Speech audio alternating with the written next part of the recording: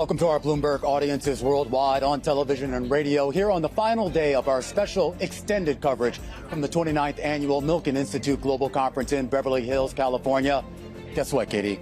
I remembered my name today. Excellent, Romaine Bostick. There you go. I'm Katie Greifeld, as teased there. It is our third day at Milken, and we have some big names joining us over the next 3 hours, including the chair of the Milwaukee Brewers, as well as the Match Group CEO and Ellevest CEO Sylvia Kwan. So a lot to look forward to, Romaine. A lot to look forward to, a lot to discuss here as the conference wraps up, and a lot of big themes here. And we want to kick things off today with actually one of the most quietly powerful holding companies in U.S. finance right now, Eldridge Industries. As co-founder and president of Eldridge, Tony Minella has been the operational architect behind what is now a $70 billion plus platform. It spans asset management, insurance, real estate, media, and of course, technology. And that includes some creative bets on AI. Tony, great to have you here. Great to be here. Thanks for having me, Romaine. Katie, nice to meet you. I feel like a big theme of this year's conference has been AI, both in terms as an investment as well as how it's being deployed internally. You have a lot on your balance sheet right now in the broader AI, tech space, power generation as well. Is this a long-term bet you're making? Right now, AI is an enabler. Okay, and so we are leaning into it at Eldridge in a massive way. We're fortunate enough to have all of our workflows in Slack. As you probably communicate over Microsoft Outlook and use your calendar. Our Claude can power into Slack. It can power into Outlook. It can power into our calendar, and it's a big enabler for us. And so right now we have a competition effectively internally to use the product and to upskill across the organization. We have 440 people. We have 397 monthly active users.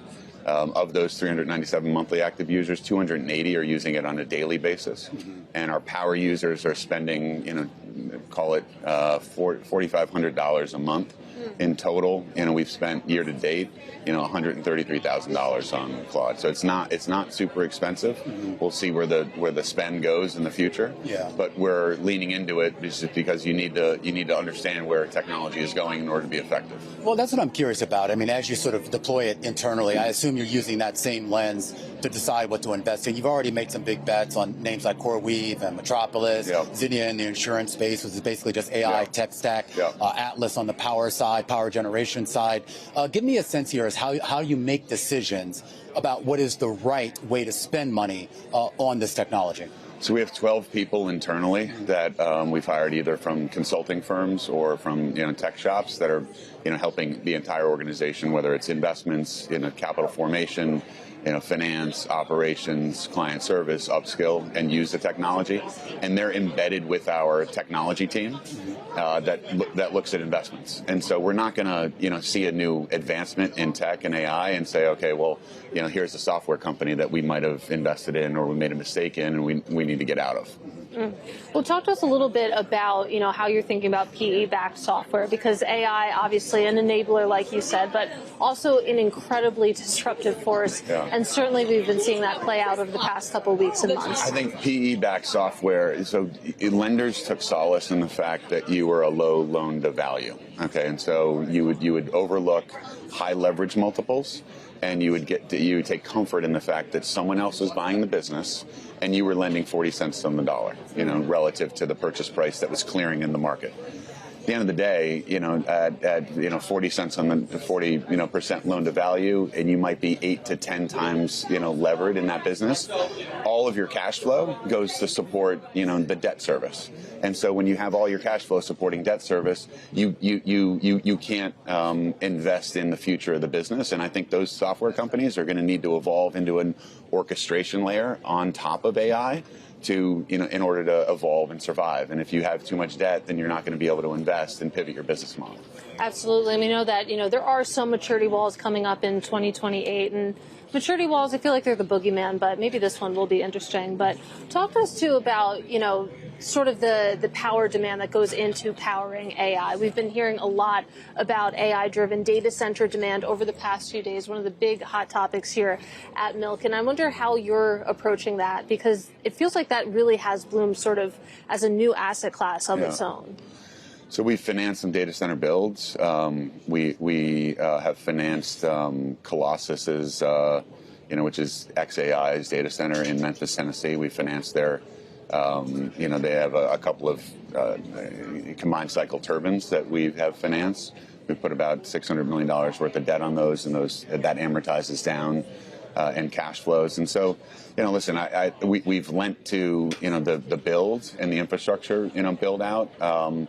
Data centers are here to stay. It's going to be a political issue in the next 3 to 6 months. You saw what happened at Sam Altman's house. You saw he was attacked. You saw there was a Molotov cocktail that was thrown. You saw the terrible gunshots that were at the end of the day.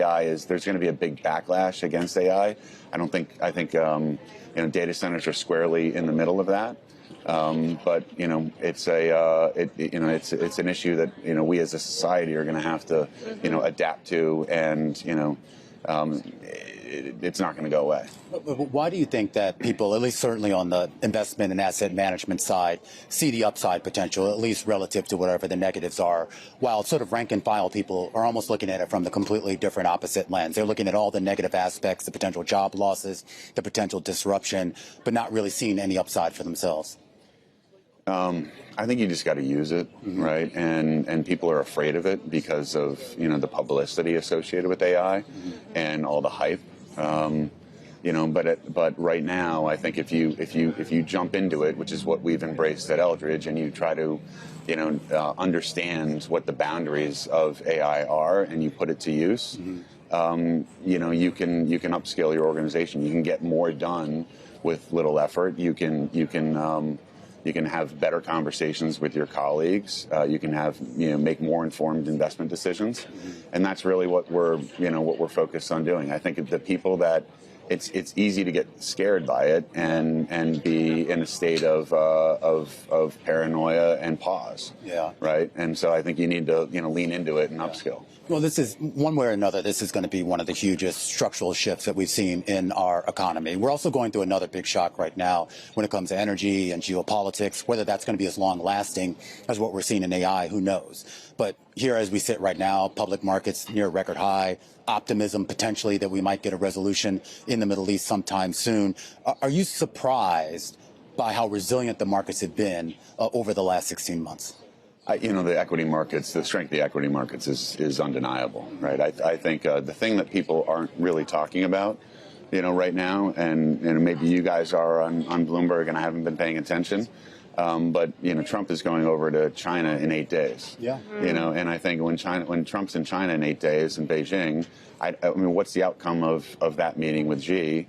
I think there's 25% of China's oil supply is controlled effectively by the U.S. government by way of Venezuela and the Strait of Hormuz right now. I imagine he's teeing up for hopefully a pretty productive conversation with Xi, and maybe China can play a role in resolving the conflict over in the Middle East right now. They certainly have an incentive to do so.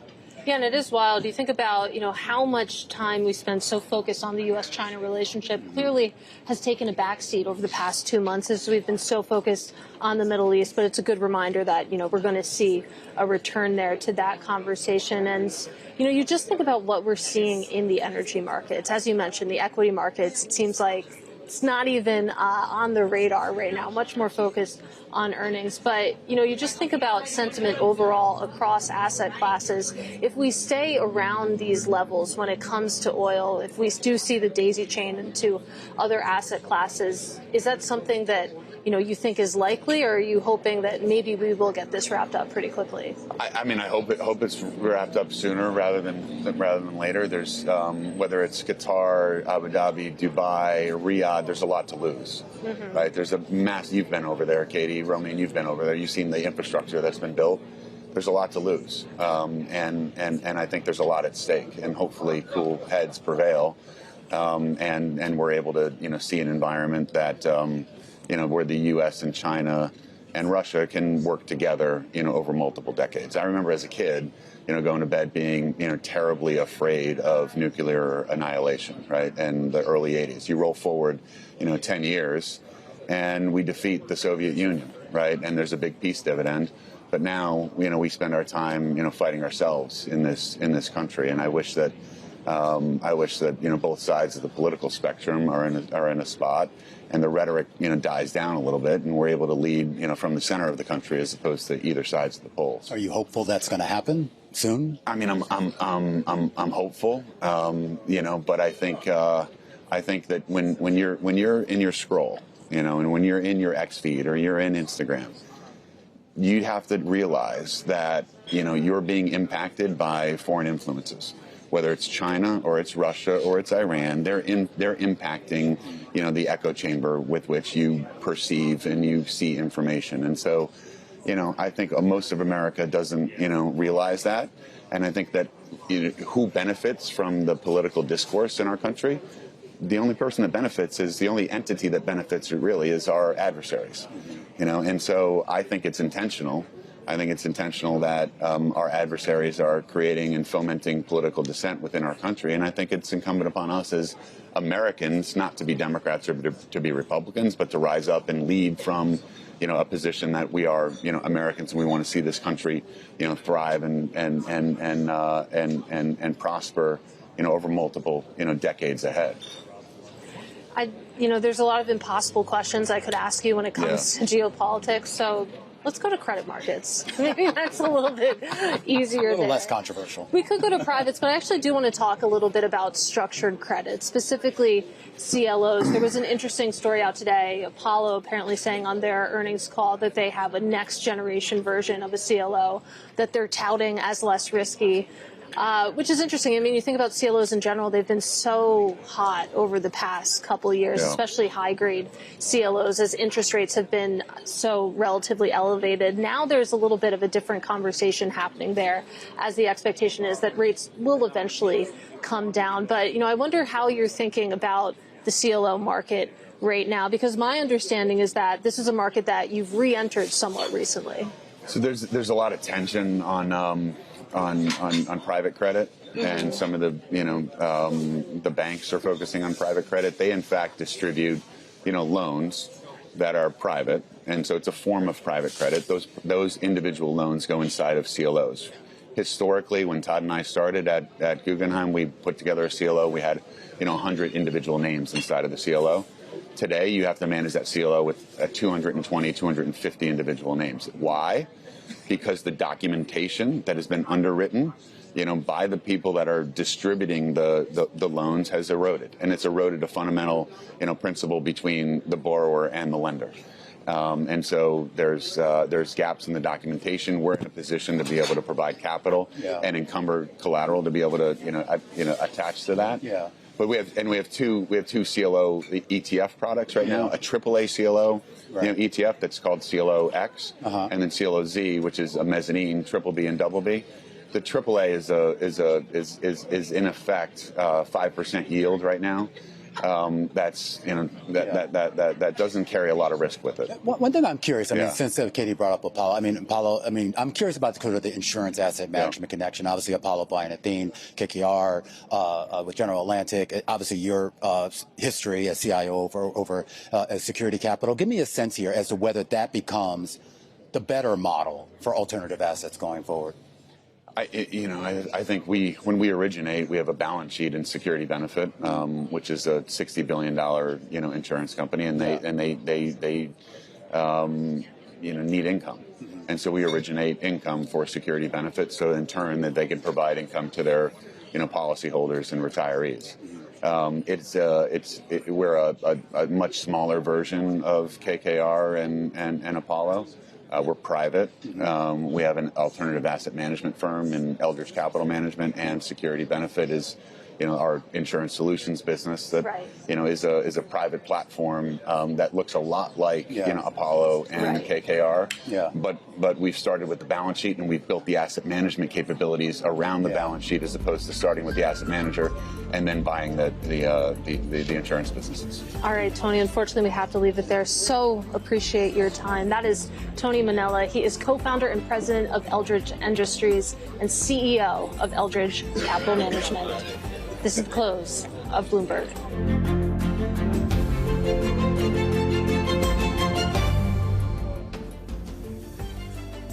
Welcome back to special coverage of The Close, live from Milken on TV and radio. And radio. And radio. Yeah. We've been neglecting to say that, but we're saying it now. And our next guest is responsible for the private markets team over at JPMorgan Asset Management, managing roughly $220 billion in assets. He also leads the firm's global ETF business, which has over $300 billion.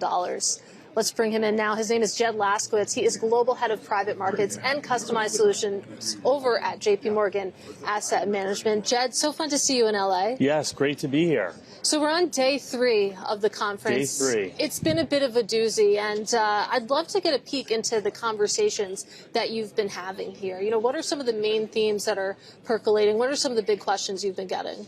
Yeah, I think investors are thinking about where to put capital, and I'm finding it really at two ends of the risk spectrum. You know, at one end, it's where to find real diversifiers, portfolio resilience, diversification, inflation protection, yield. You know, what's going on in the world is likely to be more inflationary. So we're seeing investors put more capital towards parts of the real asset sector.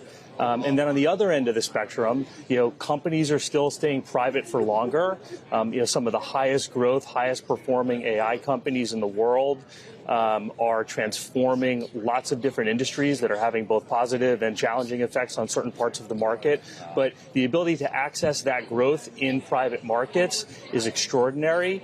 You know, companies are further and further away from you know, going to IPO. Obviously, there are going to be some big IPOs this year, but listen, the private markets are deep and broad, and the investment opportunities are significant. Yeah, it feels like a SpaceX, an Anthropic, you know, an OpenAI. Maybe those are idiosyncratic. Maybe they're not representative of all the private companies there that are happy to stay. But, you know, Eric Balchunas of Bloomberg Intelligence, he has this theory that people don't necessarily want private credit, you know, the individual investors that a lot of shops have been pitching to over the past couple of years. They want private companies. That's the access that they want. And I wonder whether you're seeing some of that in your chair right now. I think people want both. I think private credit has provided strong returns, you know, yields for clients. The last 10 years have been really strong. I think what's gone on in private credit right now, I think it's good when an asset class that large, that has grown that large in such a short period of time, goes through a bit of a cycle where there's a digestion of that. And I think investors are learning and asset managers are learning how to work more with the wealth space. I don't think the industry has done a good job explaining some of these products. I think the term semi-liquid can be confusing to people. So I do think that will continue to be an important asset class. But yes, investors want access to high growth companies and private equity too. Now, is an interval fund the right vehicle for that? Maybe, maybe not. We have to remember that just because you have a vehicle that offers more liquidity, it doesn't make the underlying asset more liquid. Right. So I do think the industry has to be really careful about how it approaches this space with investors. I do want to talk about the term semi-liquid a little bit more, because branding matters. Of course, you know that well. And just in terms of, you know, what you actually call things, that matters too. And we've seen that play out. So, I mean, is semi-liquid, is that a term that you would retire? Is there a better phrase, a better name that we could be calling some of these vehicles? Yeah, I mean, I think the lingo confuses people, so I would probably retire, you know, the term, and I think you just have to explain the features of, you know, various strategies. I do think that you know by and large the feature of offering a certain amount of liquidity per quarter is the right thing to do for products like this. It protects the existing investors. So I do think the way the industry has handled this has gone actually, you know, very orderly. So I don't have an issue with the feature. I just think we probably should use less lingo. But I mean, you are making that push into more of the wealth. I mean, you have a new role, the global head of private. Absolutely. There. So you're doing that. So talk a little bit about, at least more broadly, and not just in private space, but when you look at portfolio construction amongst folks in that wealth channel here, I mean, is there a mistake you see them making now that you think that you and your folks over at JPMorgan Asset Management can correct or at least smooth out? Yeah, I think you bring a great point about public and private markets because, you know, we talk a lot about private markets. It's half of industry revenue pools right now in the asset management industry, but the public markets have been on an incredible run. Yeah. You know, 15 years of 10% net returns for that boring, quote unquote, 60-40 portfolio. But it's not always about what's happened in the past. past. And I think as we think about what's going to happen in the future, we think returns in public markets are coming down. So adding alternatives and privates to a diversified portfolio makes sense. It's where you can get more ballast, more things like inflation protection, infrastructure, real estate, and then that high growth that you've gotten a lot out of that in public, U.S. equity. Maybe you need more of privates. But can I just push back on that? And because, we talk about, obviously a phenomenal run right now in equity markets. We're setting up, who knows what happens in the second half of the year. But right now, we're on pace for another double-digit percentage return on the S&P 500. Some people would look at the yield, if you will, in public equities and say, why lock myself up in an illiquid or semi-liquid private asset when I can get a liquid asset that I can cash out at any moment at that? And I am curious that if you believe in the private credit story as being an economic story, doesn't that also become the story for public assets as well? I think it's a great point. The illiquidity premium is there for a reason. And if you don't think you're getting it, you should invest in public markets. But a skilled manager should be able to use the illiquidity premium to an advantage. And I think that's where we're focused. We see those types of opportunities, in private equity. We recently co-led the Databricks Series L. It was reported by you all at Bloomberg. That's a company that we got to know early as a client, probably around their Series B. So the ability to find exponential growth in private markets is significant, but it's an and, it's not an or. Gotcha. I do want to bring geopolitics into this conversation because that's one of the big questions that we've been asking, that we've been talking about. You take a look at these public markets, these public equity markets in particular, and if you view them in a vacuum, you wouldn't necessarily know what's going on with oil right now. You wouldn't necessarily know that there's a 2-month-long hot war going on in the Middle East. And, the answer we keep getting is take a look at earnings. Corporate America has been so strong. And I just wonder how you're weighing those different cross currents and putting it together with the performance that we've seen. Yeah, it's a really good question. I don't think people are complacent around the risks. But when you go back and you look at geopolitical events since the 90s, there have been kind of 8 or 9 that have been disruptive. And you look at what stocks and bonds have performed on a 1-year basis and a 3-year basis over cash. So the choice to go to cash or stay invested. In the vast majority of times, the public markets are outperforming over those periods. So I do think we have to be careful not to get too concerned about geopolitical events in the short term and focus on the long-term investment opportunities. Now, equity markets have been resilient. First quarter earnings are good. They're narrow. You still have a basket of around 40 AI stocks driving a lot of the earnings growth, cap spending, and revenue. And the rally's changed a little bit. In the first 2 months of this year, around 60% of stocks in the S&P had beaten the index. Through just last week, that's down to about 20%, which was one of the lowest since 2010. So it's a bit of a narrow rally, and the geopolitics are having an impact, but that shouldn't change your long-term investment strategy.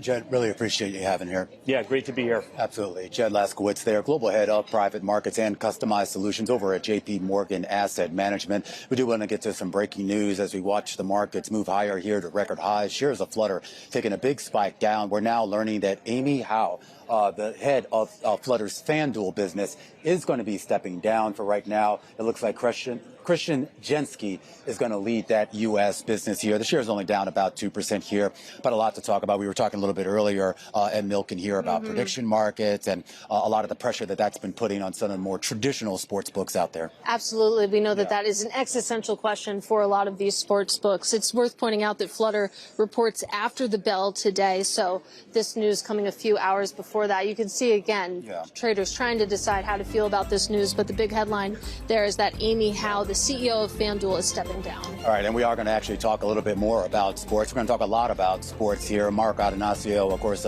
the owner of the Milwaukee Brewers and, of course, the founder of Crescent Capital, going to be joining us just in a little bit here from the Milken stage on TV and radio. This is our special coverage of The Close on Bloomberg.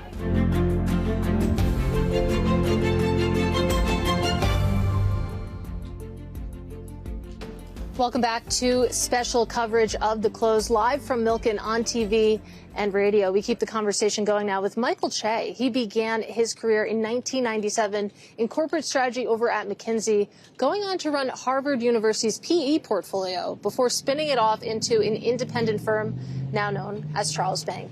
He now co-runs the flagship strategy for the more than $23 billion middle market private investment firm. And I'm pleased to say that Michael Choe, he joins us now as CEO and co-head of that investment strategy that I just mentioned. Michael, it's great to see you in person. Thank you for having me.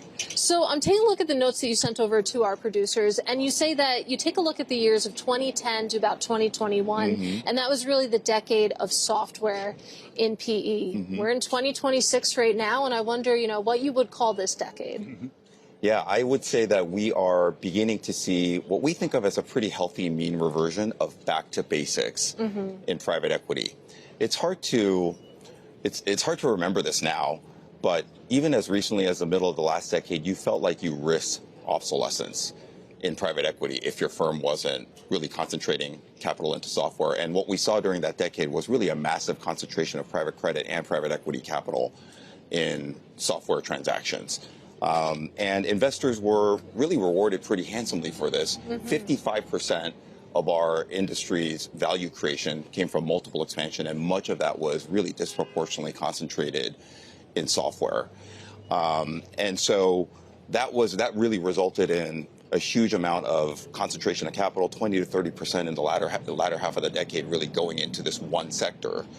And what we're seeing now is the beginnings of a pretty big unwind and re-rating of all that capital. There are signs of real stress. So public market software valuations are, of course, down 25, 30%. Private equity valuations tend to be stickier, but the first lien loan index of software companies is trading at 88 cents on the dollar. 25% of all liability management exercises are in software deals. So there are signs of real stress. Yeah. What we see, the good news is that we see this as really the beginnings of a retrenchment towards back to basics private equity. We were never designed to be a top-down macro asset class. We're supposed to be investing in middle market companies that we're transforming, and now there's a recognition that over a 50-year period of time, that's really been the most consistent. But can I just stop you up there? Because you talk about, you said 25 to 30% down in valuations. Okay, but that's not default. Are you modeling in default rates anywhere near that right now? Well, the software loan default rate has gone from near zero over a period of a decade to roughly 15%. So the real world data is informing us that there's actual stress in these companies. Now, that's not really driven by a decline in performance. What it's driven by is the unwinding of some of the excesses that happen whenever capital concentrates in an industry. Excess valuations, inflated earnings definitions, excess leverage multiples. So what we're seeing is the beginnings of somewhat of an unwind of that process. Is this creating opportunity for you, though? I mean, in a material way? Yes, absolutely. We think that this type of environment leads to generically a really fertile opportunity set for middle market investors. Now, for us, we invest in multiple sectors. So there is a whole part of our portfolio that we would think of as not really affected by AI one way or another. An example of that might be the youth sports industry, where we're investing in building a platform. But in technology specifically, we're starting to see some really interestingly priced opportunities of companies that actually have great growth prospects in a post-AI world that are now being priced in a much more rational way. Well, I was going to ask you, if what we're seeing in software is a mean reversion, it's not an extinction event, whether or not you would step into maybe some of that, but it sounds like instead you're just trying to sort of avoid AI altogether. That's only partially true. Okay. So we define technology holistically. What we're seeing right now is a general risk-off in technology. A lot of the large private credit lenders have decided that they just need to manage down the percentage of their portfolio in technology generally. What that's meant for us is, even if we posit that the exact shape of AI disruption to software businesses is a little bit imponderable, there's a lot of downstream businesses, network aggregation models, technology service distributors that are actually really solid business models, not impacted by AI, that are being kind of thrown out with the bathwater. Is that part of the Tech Opportunities Fund that you have?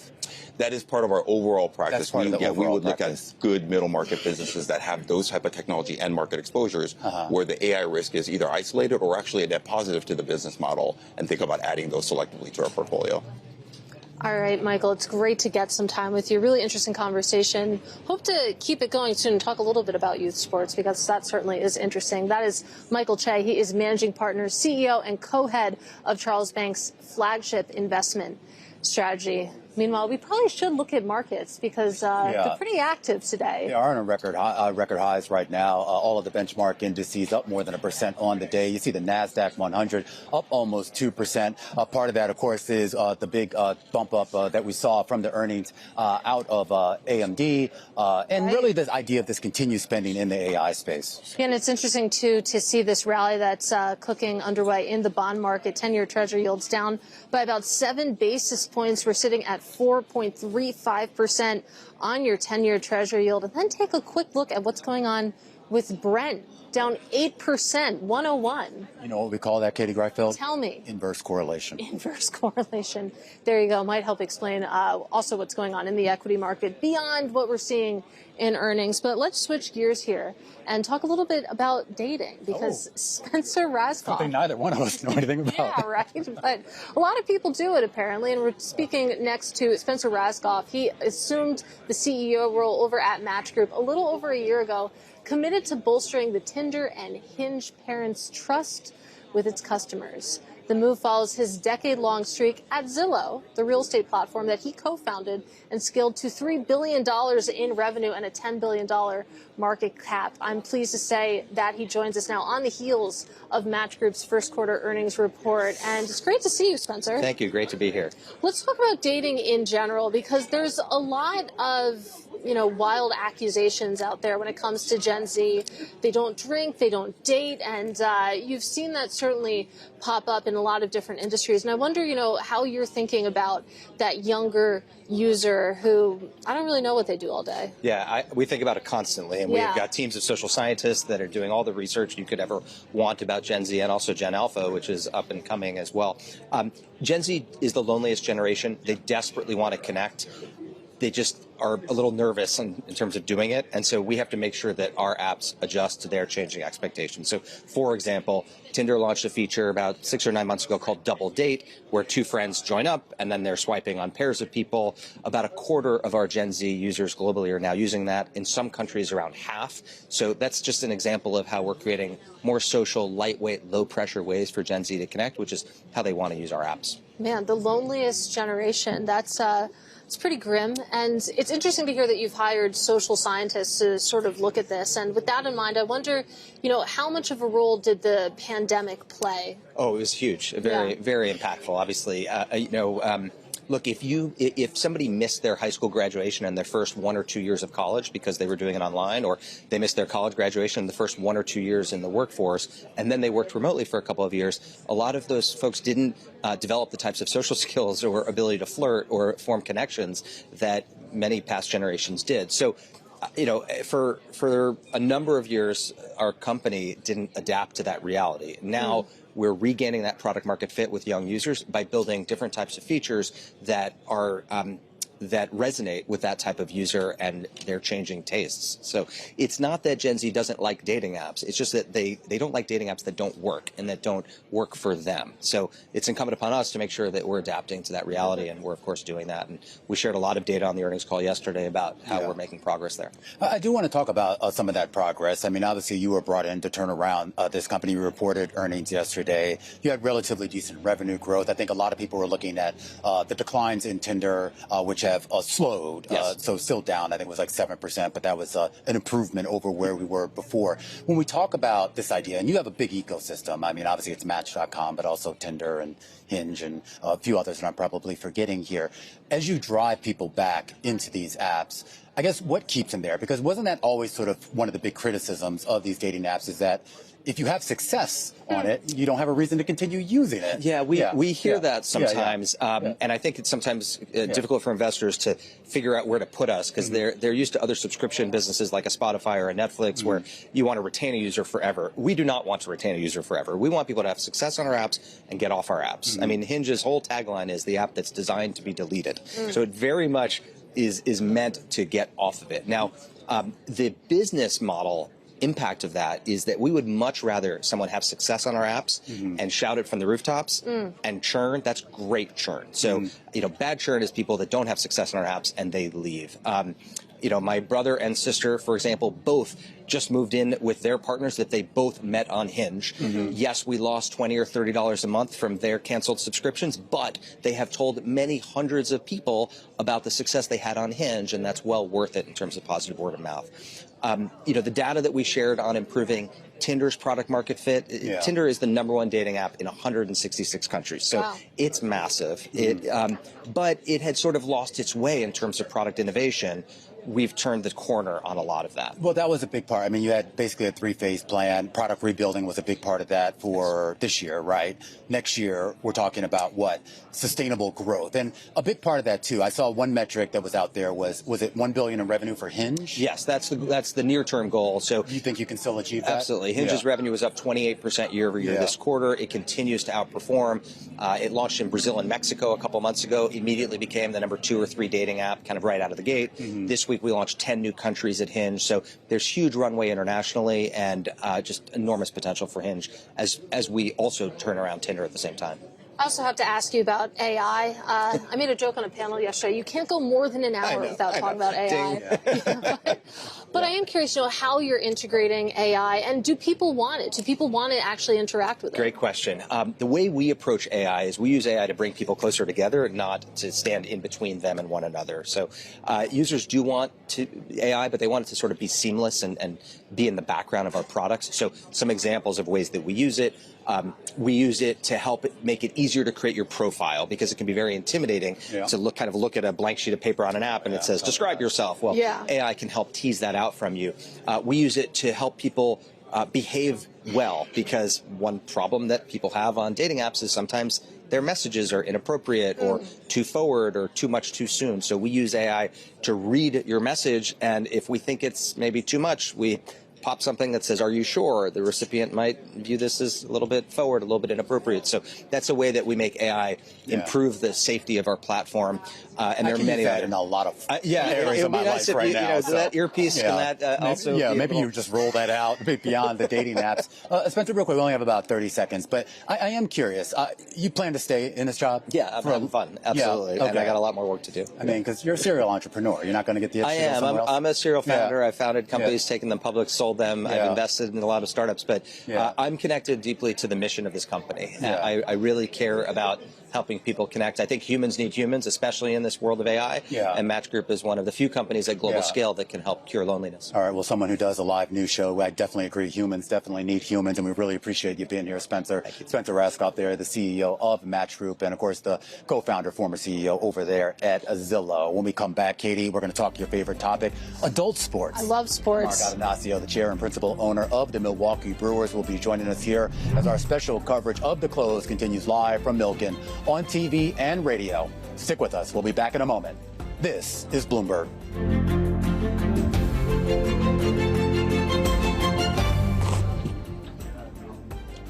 Welcome back to our special coverage of The Close, live from the Milken Institute Global Conference on TV and radio.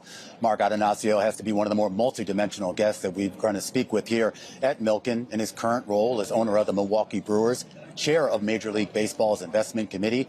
He's got a lot to deal with these days, from revenue and spending disparities among the league's teams, the shifting fans of sports media distribution, and a collective bargaining agreement that expires in less than 7 months. He's also, of course, an OG in the world of credit investing, having co-founded Crescent Capital from the ashes of Drexel Burnham back in 1991. Mark, great to see you here. Great to see you again. No pressure, right? No pressure. No pressure. I do want to focus on sports, and I do want to focus on your role as an MLB owner, on the executive council there, on the investment committee, also on the labor policy committee. You've got a big collective bargaining agreement that expires in December. And one of the big debates going on right now is between the spending caps and, of course, the floor on those caps. The numbers that have been leaked, 280 million plus on the upside, 140 million on the downside. Is that a negotiable point right now? Yeah, thanks. And I've been hard to believe I've been in the sport for 21 seasons. Yeah, I was surprised too when I was reaching. I was like, 04. Yeah. You wake up one day and that's how you find your way on these important committees, which carry a lot of responsibility. Yeah. You know, cap and floor is really a revenue sharing system, and it's a simple math equation for how you set it, and you set a midpoint, and then there's a percentage up and a percentage down, and that's obviously negotiated before you even get to that. We're the only sport in any U.S. professional league that doesn't have a salary cap, and yet from the player side, that's been, if there's one key issue for decades, it's no cap on their salaries. So we've got to get over that hurdle. Yeah. But one reason I asked about that hurdle is because a lot of the success that you've had with the Brewers has been with spending discipline here. And you correct me if I'm wrong, but I mean, your most recent year of spending was actually below where that proposed floor might actually end up being. So how does a small market team that maybe needs to be a little bit more cost disciplined, say relative to like to the Yankees, which just, blow cash out the door, I mean, how do you sort of adjust if that does end up going up? Well, there'd have to be an adjustment. I think we're probably last year almost $50 million below what that floor would be. And, it would start with also redistribution of revenues. Imagine a new system where it's not just a big revenue sharing payment to the smaller markets, but more of a sharing on revenues the way the NFL shares or, frankly, the way the NBA shares in terms of how you reimagine media. And, look, we're going to compete whatever the system is.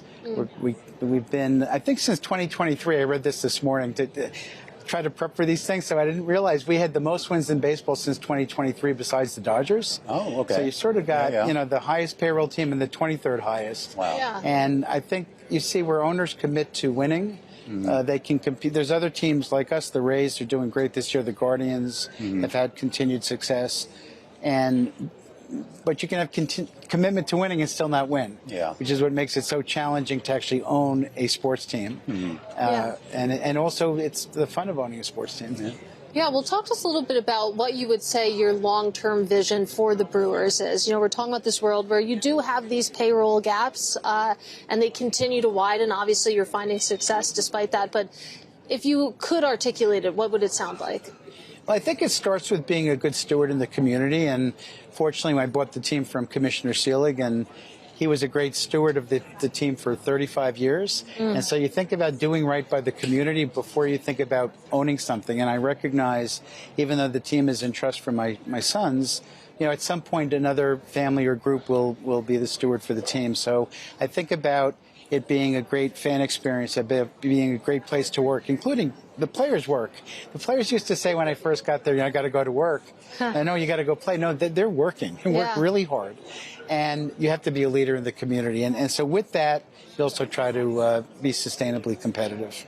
Well, talk to us a little bit about, the experience of owning. You mentioned that it's in trust for your sons, but have you ever thought about, would you ever consider selling a piece of the team to LPs or to private equity or the like?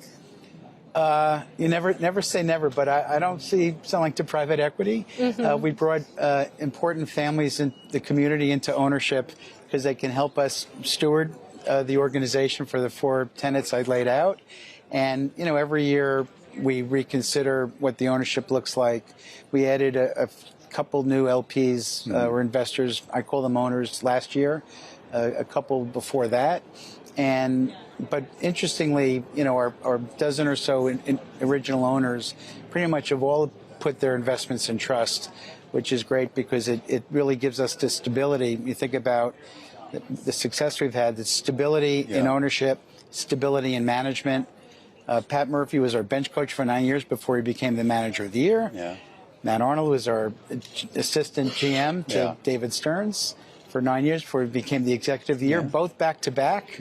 And so that's consistency and focus on people. I am curious. I mean, you've been doing this a long time, since 2004, and with regard to sports ownership. Maybe 3 or 4 years ago, you branched out from. I'm from the Midwest. Wisconsinites are pretty nice. But you decided to Midwest nice. But you decided to enter into English football. And no offense to our fans over there in the UK, but they're a different breed of fan. And I am curious. I mean, you bought Norwich City.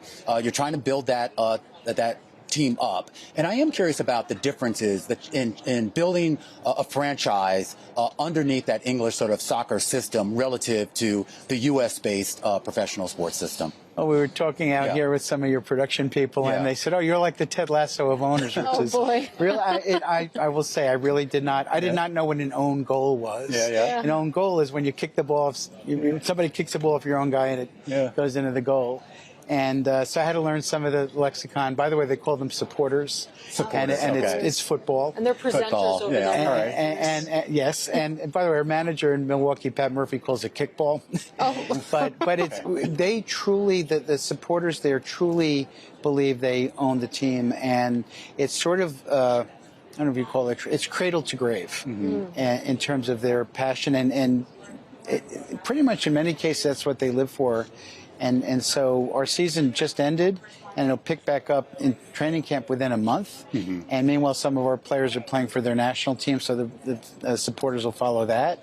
But it was a stewardship I understood because it's what I did in Milwaukee.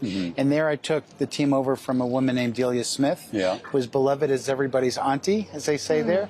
She sold over 20 million cookbooks. So when you send your son or daughter to college, they would have one of her cookbooks and learn how to boil an egg or prepare a salad. So she was really beloved. And so I'm still looked at. I think, in fact, they refer to me as the American. So I'm still working on the love. There's worse things to be called. This is not the ugly American or anything like that. But I mean, sports has just blown up everywhere. Everyone's investing in it. You've obviously made, at least in terms of valuation, a lot of money on the Brewers. Maybe you do that on Norwich. And Katie was kind of referencing maybe the potential of seeing more LPs and other things come in, not necessarily just to the Brewers, but overall.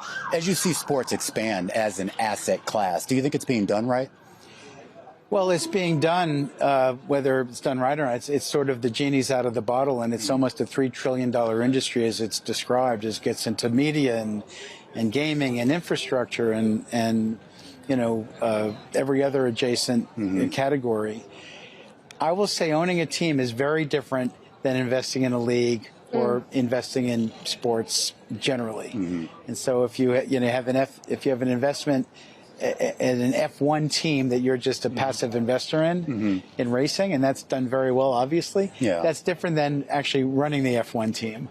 Or, in the case of any of these sports, being a minority investor in any of these clubs. So you could say, I'm an owner, but we have to, you have to take care of everything, starting with your responsibility to the community. And then the passion is unbridled. And by the way, I will say, all I know is I get up at 4:30 in the morning in California to watch the Norwich City games. And when I'm in Milwaukee, it's 6:30.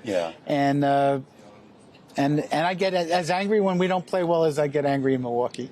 Well, Mark, such a I just want to say, too, I just, not to derail us too much, but just picking up the legacy for opening day with the national anthem. Just beautiful, absolutely beautiful. Yeah, my dad sung national anthem every year for 10 years.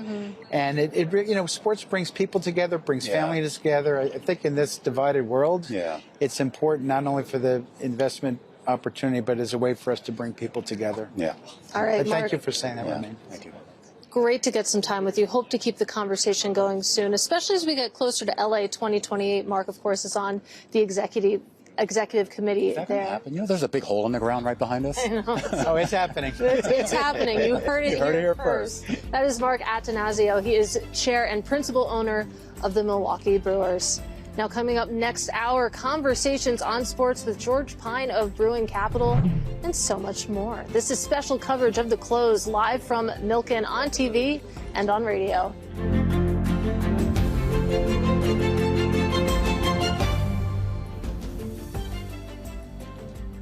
Welcome back to our special coverage of The Close from the Milken Global Institute Conference in Beverly Hills. Live on TV and radio, I'm Romaine Bostic. And I'm Katie Greifeld. And we have a great hour coming up. An all-star lineup, you could say, on deck, including conversations with George Pyne of Bruin Capital, Tim Sloan of Fortress, as well as Sylvia Kwan of Ellevest. All right, well, let's get right to it. Of course, we were just talking with Mark Attanasio, and he actually mentioned our next guest because sports have become a massive institutional investment on the idea that fandom actually insulates the industry from the ups and downs, if you will, of that economic cycle. George Pyne is one of the original architects of modern sports commercialization. You think NASCAR, you think IMG, and of course you think Bruin Capital, one of the first PE firms to focus solely on sports. And earlier this year, he raised money for a $2 billion investment vehicle that targets companies providing services and technology to sports teams. George, great to have you here. Great to be here. Thanks for having me. You know, it's kind of funny, kind of serendipity here. We were talking with Mark just before you, and he happened to kind of bring up, you know, some of the deals that he's worked with, and, you know, the idea of, you know, the timers and F1 and, yes, you know, the grow lights for the pitches and things like that. I mean, you've kind of made a business in sports, but not investing in sports teams, but kind of investing in the technology and kind of, I guess, infrastructure, for lack of a better word, that they need. Exactly. We call it second level enablers. We're investing in the companies that are the backbone and power the sports industry. So tech, content enablers, services, and wide ranges of things. It could be virtual technology. It could be lighting fixtures that light the grass or pitch all around the world. Yeah. So there's a whole industry. And so when the NBA sells its rights for $75 billion, you know, we win, because our services are more important. When the NFL is going to increase its rights fees from 30 to 50%, we win. So we're the backbone. We're powering the growth in the business. You've done a lot of deals over the years, and I am curious, too, about just the evolution of where we go with sports. I mean, we talk about this idea of obviously much more global, as a business, I should say, much more global here. Did you ever sort of think, okay, I want to actually be invested in the teams themselves, or are you perfectly comfortable being where you are? They're two different investments. You know, teams have uncertain liquidity. They typically don't generate cash, and I love American football, but I'm not going to add value to the New York Giants. So we invest in companies that have high cash flow, that have certain liquidity, and that you can really drive and add value. So that's kind of our niche. Now, we're very international, so you know, we're 75% of our invested capital is outside the United States. And what you see through technology is that sports are being globalized. You know, you're going to have the World Cup this summer, the Olympics, but you see the NFL going to Europe, going all over the world, NBA going to Europe, maybe someday Asia. So sports through technology is far more global than it used to be, you know, years ago. Well, as Romain mentioned, obviously you're a pioneer when it comes to commercializing sports investing, but a lot of that conversation is around investing in the teams themselves, in the leagues themselves. Private equity certainly has woken up to that fact. But I wonder, you know, whether you see folks following you basically into the enablers that you talk about, sort of the second tier there. Yeah, we've never competed with the same company twice. One of the things we have is that we're so international. It's a little bit hard to replicate the footprint now, but you do see there are so many people investing in sports. And, you know, when you take a step back, why is that? Nothing brings together millions and millions of people, in some cases billions, like sports. You have a highly engaged audience. And if you think about entertainment, it's been commoditized by all the streamers, right? Entertainment's a little less important. There's not that show. You watch it for a period of time, but not like you used to. And lastly, you know, I was out here at Milken watching some of the panels.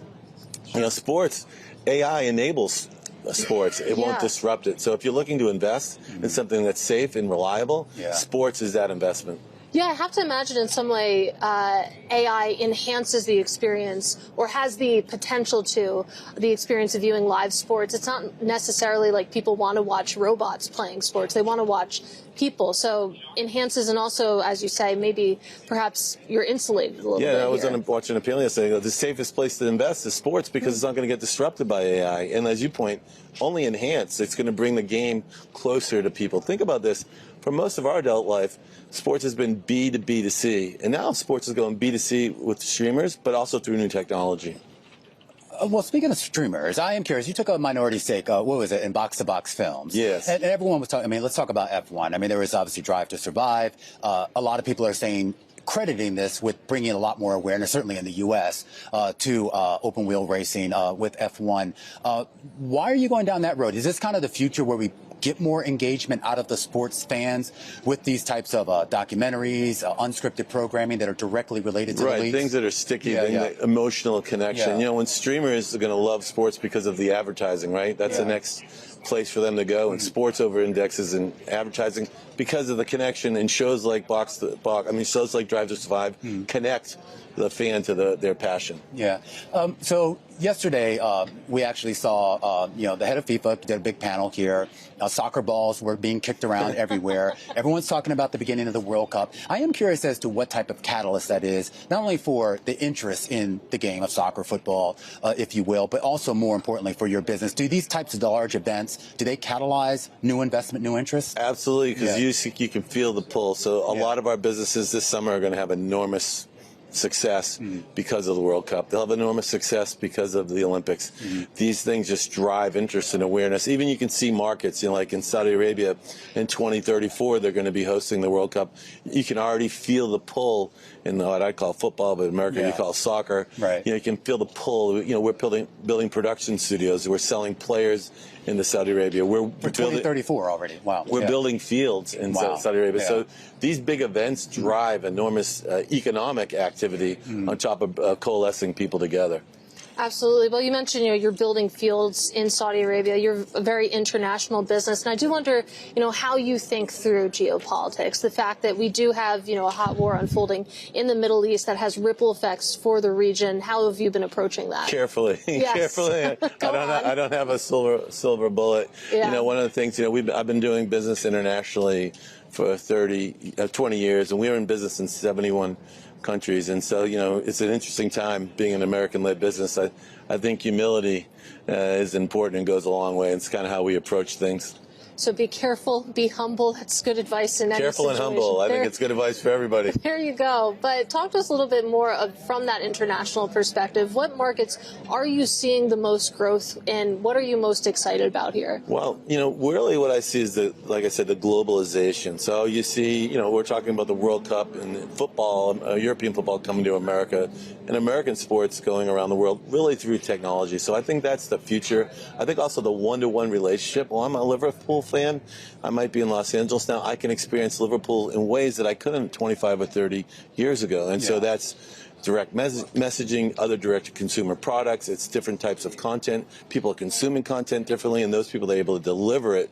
That's the future. So I think more international and experiencing your passion point in a way that you couldn't before through technology. Yeah, we had Manny Roman, who had Spimco on during the interview. He was just paying attention to the Arsenal-Madrid game. So there you have it. For him on we literally had it up for him. There's Alabama Crimson Tide or Georgia Bulldogs. It's the same thing if it's Liverpool or Chelsea. I do have to ask you about fair play and sports betting, which kind of went from illegal to now, $100+ billion business. But there's now a lot of disruption there as well. I mean, we've seen some of the traditional, DraftKings, FanDuel, which just today lost their CEO. There's a lot of competition in that space right now. Now you have prediction markets like Kalshi trying to, hone their way into that space here. It's hyper competitive. I mean, what are you trying to do? So we're international, and so we were very fortunate to benefit from being a global company. America's been a tough market for a lot of people. First of all, while they have legal gambling, there's still a lot of illegal gambling. So there's a lot of leakage in the pipes. And also, as you point out, the prediction markets are now starting to take share. So it's been a lot more difficult, I think, than people realize. But as a business, I understand it's tough. There are a lot of people that also credit the legal gambling, the growth of legal gambling, as driving a lot more engagement to some of these leagues. And I do wonder, is that kind of your vision when you bought Odds Checker, Fair Play, or whatever we're calling it now? Was that kind of your vision with it, or was there something different? Well, you were trying to go for the hardcore fan, right? So if you bet on a game, you're 19 more times likely to watch it. So you're trying to connect brands to these hardcore consumers. That was kind of the vision behind it. But the U.S. market's been challenging. The rest of the world, ironically for us, we were having enormous success in the United Kingdom and Spain and Italy. But the U.S. has been a challenging market there was a lot of competition. It's nascent. You have taxation. You have illegal gambling. Now you have prediction markets. It's a lot more challenging than it looks on the surface. When you look at, though, just how some of the lines are getting blurred between all of these things, so where we talk about entertainment with, obviously the unscripted programs like Drive to Survive, which are now becoming scripted programs in some of those cases, sports betting, and then the actual games, matches themselves here. Is this becoming a much broader ecosystem? 100%. I mean, so I have two boys in their 20s. I mean, if you know a young man, they're all betting, right? They're betting on the UFC, they're betting on this, they're betting on that. So it is part of the way certain people grow up. And it's connecting the consumer, again, B to C versus when I grew up, it was B to D to C, right? There were B to B to C, sorry, B to B to C, and now it's B to C with a whole array of products coming at you from all different directions. How are the Brown Bears doing? Brown Bears are good, baby. We're going to have a good season this year. John Gruden just put something out on Twitter about James Perry and the Brown Bears, so go get them. All right, I'm going to go take a look at that. There you go, George. Really great to spend time with you. That is George Pyne. He is the founder and the CEO of Bruin Capital. Meanwhile, happening right now, Bloomberg's very own Eric Schatzker moderating a panel including DoubleLine CEO Jeffrey Gundlach on banks, private credit, and the future of risk. Let's listen in here. Disparate impact. Some stocks up because people think they'll be a beneficiary of AI. The average down 25%. In credit, remember, if you are lending to profitable software companies, right? So like a third of the third of public software companies are kind of rule of 40. If you're lending to rule of 45, rule of 50, rule of 55, rule of 60, your starting point is a very good starting point. And actually, if you look at the way rule of 40 companies trade versus not in the public markets, they actually trade at like 20 times free cash flow for rule of 40 companies, and they trade it closer to 15 times for non-rule of 40 companies. So the market is kind of starting to differentiate this. I think it's early innings. There will clearly be some companies that get disrupted, but again, like with anything else, concentration matters, underwriting standards matter, humility matters, and we'll see how it all evolves. I feel like I just read a prospectus. That was very detailed. It's good.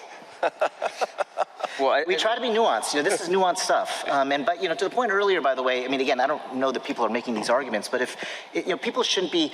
This is not a risk-free asset. This is not a liquid asset. We don't use the word semi-liquid. These are illiquid assets.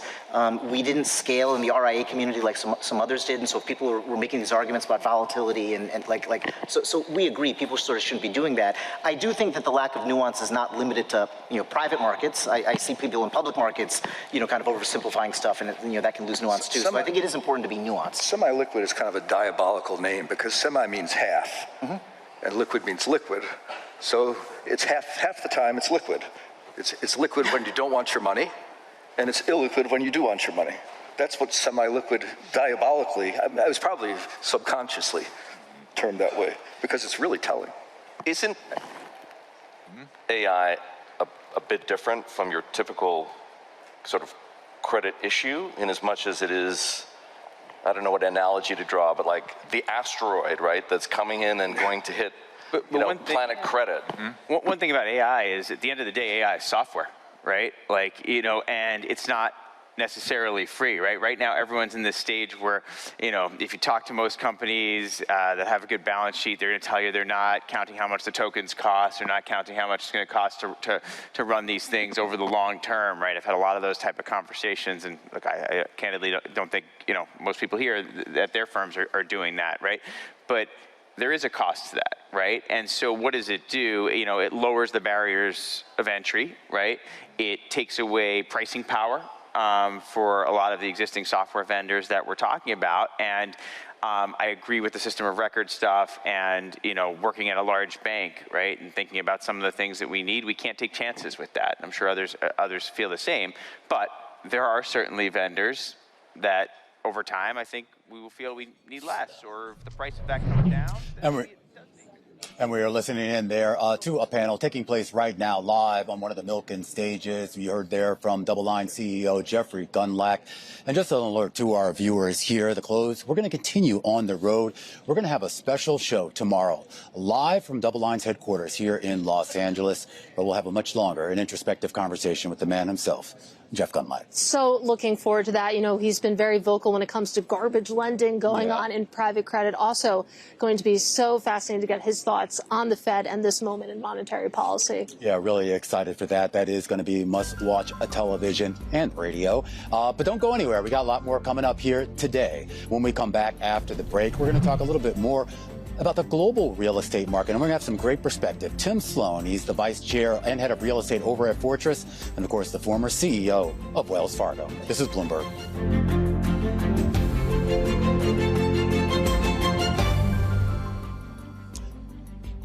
Welcome back to our Bloomberg audiences worldwide, live on TV and radio. Our special coverage of The Close on the road from the Milken Institute Global Conference. We want to keep the conversations going here, and we've had some great ones, and they're going to get better here. For more than 15 years, U.S. interest rates averaged less than 1%. It was an era of cheap money and let's face it, it kind of effectively ended in 2022. Now you have trillions of commercial real estate loans underwritten in that environment that are coming due soon and may have to be refinanced at rates that are now potentially 4 to 5 times higher than that. It's called the maturity wall, that for some people is a worry. But for other people, including our next guest, maybe it's an opportunity. Tim Sloan, he's the vice chair and global head of real estate at diversified alts platform Fortress.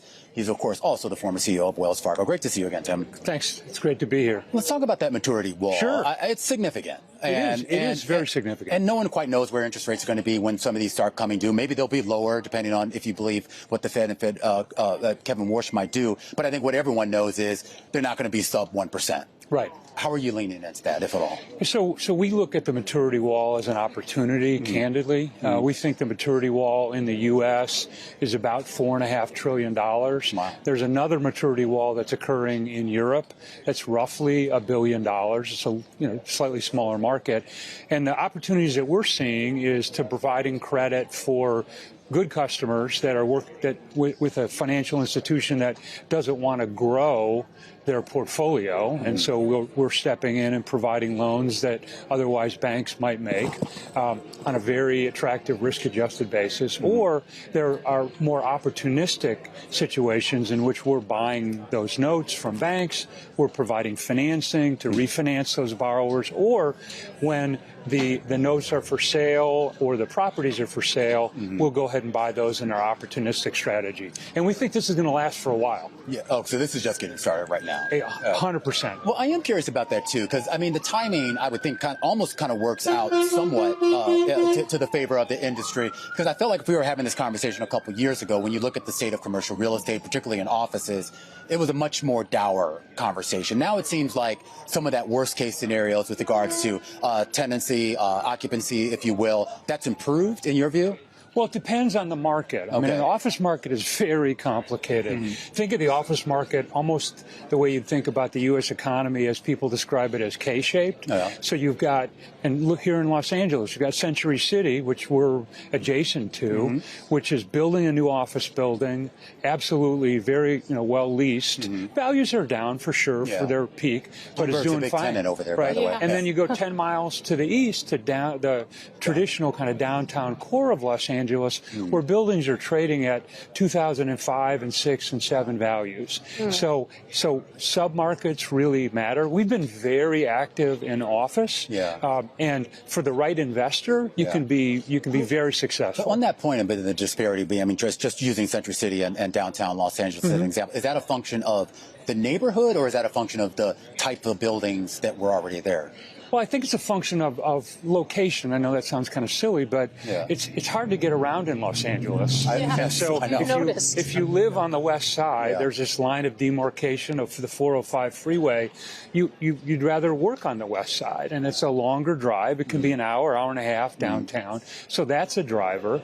I also think that just when you look at the types of tenants that like to be together, there's more of a concentration in Century City than there used to be downtown, and you have older buildings. So it's a function of a lot of different things, and that's the same situation, for example, in New York. When you're around the transportation hubs of Grand Central Station or Penn Station, those properties are actually performing quite well. But when you get away from that, it's more complicated. In fact, I think the stat that you hear every once in a while about New York is that 75% of the vacancy is in 25% of the buildings. And that's where you get the bottom of that K. I would certainly believe that. So you're leaning into offices. I do want to talk a little bit about, what you're seeing on the residential side, because we hear a lot about multifamily, for example, and I would love to hear your outlook on that sort of space. So again, it's market specific. Top 3 multifamily markets in the U.S. are New York, San Francisco, and Chicago. And the primary reasons for that is there hasn't been a significant amount of overbuilding. The markets that are suffering at the present, even though the underlying economies are very strong, are in the South and the Southeast. That'll fix itself, meaning because there's not as much new supply going on. But we're very active in multifamily. We like to lend on multifamily in New York, and we're buying a lot of multifamily properties in San Francisco. What happened with that deal, that Pacific Pacific Park Atlantic Yard seal out in Brooklyn, New York. We structured you it. lend and you foreclose, right? We lend on that, and with our partner, we foreclose. We've brought in a new investor, and we're in the midst of developing that. I think it'll be very positive for the city. Well, something that I'm wondering, again, it feels like multifamily, it's hot, especially when you think about some of the markets you mentioned. How competitive is it right now? How does that compare to the last several years? Well, I think from a lending standpoint, I would not describe it's competitive. It's probably the most competitive property type. In one of our strategies, 64% of the loans that we're making are in multifamily, and so it's competitive, but you can still get a good spread. I think on the equity side, with the exception of the really, really hot markets, particularly New York and San Francisco, we're nowhere close to where we were when, Romain, as you were saying, when values were higher and rates were a lot lower. I am curious just about the investability in this for individual investors. And we were speaking a little bit earlier with the head of the company a couple days ago about the launch of the Fortress Real Estate Exchange, which I assume is more directed towards that wealth channel there. And we're talking about residential housing, senior housing, things like that. What we're focused on there, this is our Delaware Statutory Trust product. And so, what's happening, and it's been happening for the last few years, but it's accelerating, is you have baby boomers who've invested in real estate, sometimes second homes, investment properties.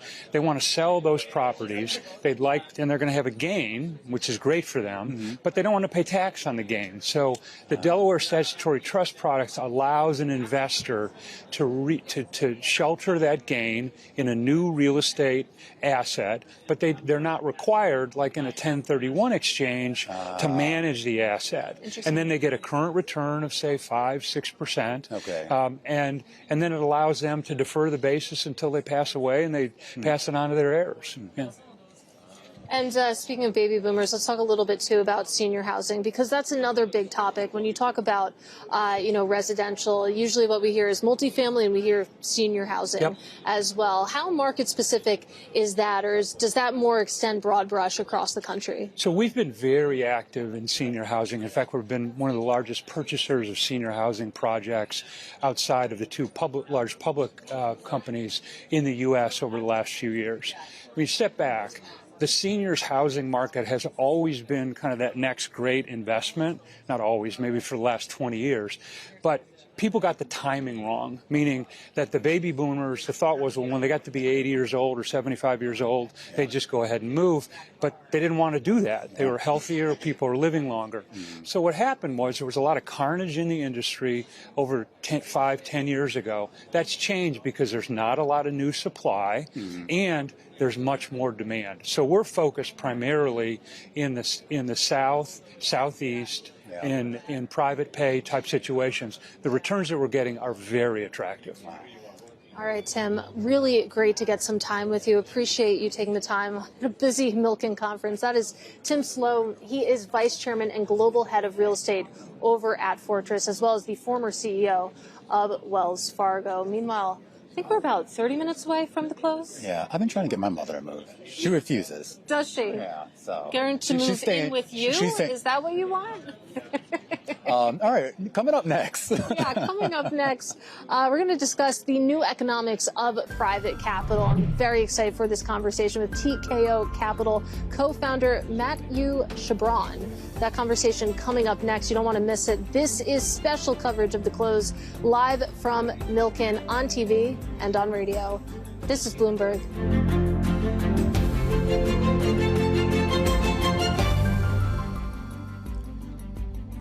Welcome back to our special coverage of The Close, live from the Milken Institute Global Conference here in Beverly Hills, California. Welcome to our audiences across all of our Bloomberg platforms, including television and radio, with about 30 minutes to the closing bells back in New York. Katie? Yeah, absolutely. Looking forward to that. You know that we've been building up these record rallies now on day 2 of this rally on the S&P 500. And it's interesting to see how much risk appetite there is out there, and when you compare and contrast that with what's going on in the geopolitical landscape. Yeah, and it's interesting, too. We talk with a lot of companies here every year, and it's kind of interesting to see their growth over time. Our next guest is Mathieu Chabran. He's one of the most consequential investors in the European alternative asset management, but he's based in New York now. He's built Tikehau Capital into a more than $50 billion manager across private credit, private equity, real estate, capital market strategies, and he's now coming off a record year of inflows. Mathieu, great to have you here on the program. Thanks for having me, Romain, Katie. You got a big business, but I'm actually going to start with a relatively small deal, and this is a $500 million debt platform with Brodsky, which is kind of like New York City real estate royalty, if you will. I understand what Brodsky gets out of this, but why partner with them instead of building out your own real estate team? No, I mean, very much so. Tikehau has a history of partnering up, with the best partners. And, we've been in New York now 8 years. Real estate is one of the biggest strategy, at Tikehau. As a matter of fact, we announced yesterday we combine, our old real estate platform, in Europe.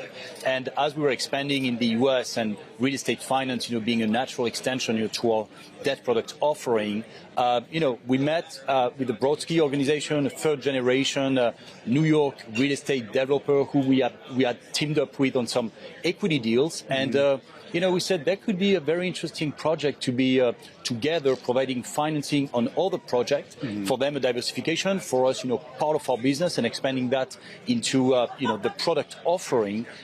There's a strong appetite, Romain, today for asset-backed, high-yielding product, right? I'm sure we'll talk about, what has happened over the past few weeks, on the private market. So it's a natural extension. We're doing that, in Europe with a large European developer, and here, we're doubling up, with the Brodsky. We're very happy about that. I do want to talk a little bit more about the asset-backed market, but I'm just want to get another question in just about the growth that we've seen in Tikehau. I mean, obviously $500 million, that's small. You're $50 billion, more than that, I believe, at this point. And obviously you've grown it from the few $1 million in seed money that you put into it here.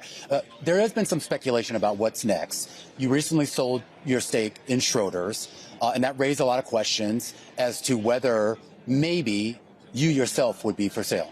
Oh, okay. We have a history at Tikehau of, being opportunistic when it comes to financial services market leaders. This Schroders investment 18 months ago was based on the analysis. It was effectively an undervalued asset who was looking to expand into private markets, and we started discussing that with them.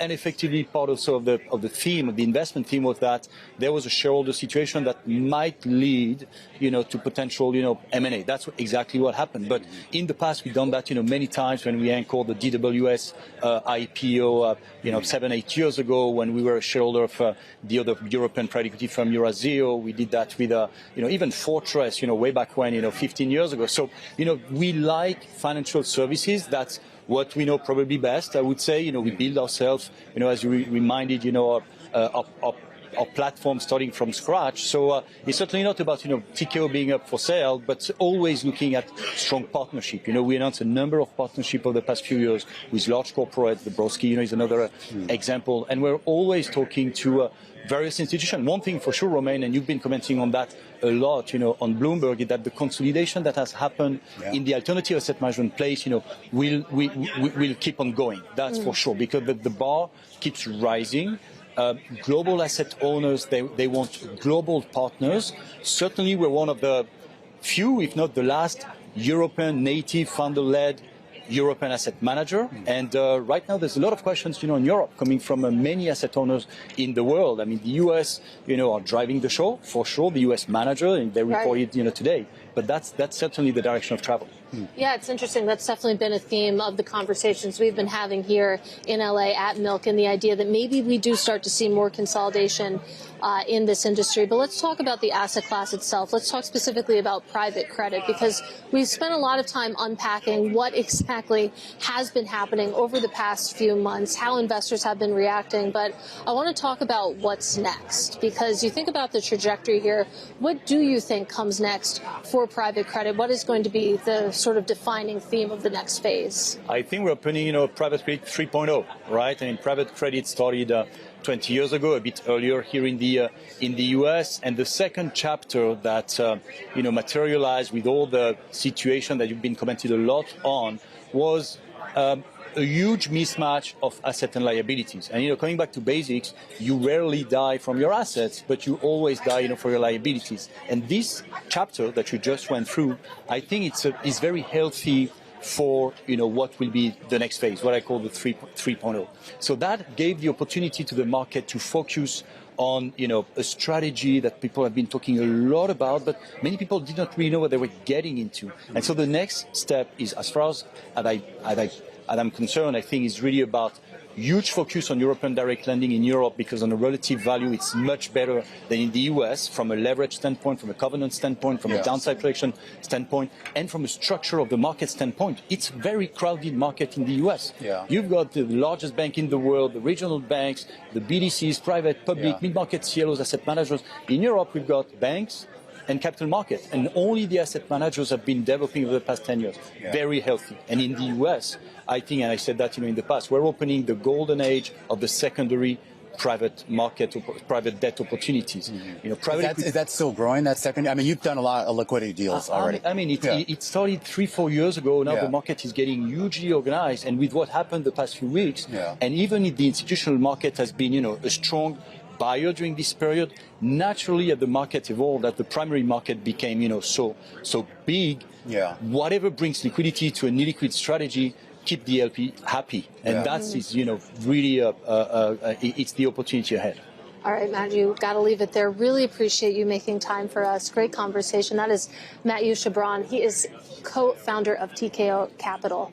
Meanwhile, let's take a quick look at what's going on with these markets. We do have some earnings coming up after the bell, less than 30 minutes away. Warner Brothers Discovery is one of them. You can see not too much action in shares. Have to imagine that's going to change a little bit later on. You also have Snap and Zillow coming up as well. Yeah, an interesting mix of companies here. I do just want to point out, too, I mean, we talk about stocks being once again at session highs here, headed towards another record high. And this really has been the idea here. I mean, we were talking with Mathieu off camera. He was talking about the optimism that he was seeing here around the Milken conference relative to what we saw the last couple of years when everybody was concerned about tariffs, private credit, and you're just not hearing that those types of concerns anymore. Yeah, which is, pretty amazing when you think about it in context, because tariffs, there's still a story percolating in the background, and there's plenty of things to worry about at this moment. Again, wouldn't necessarily know it listening to the conversations around Milken, wouldn't necessarily know it by taking a look at these public equity markets right now. But let's keep this conversation going.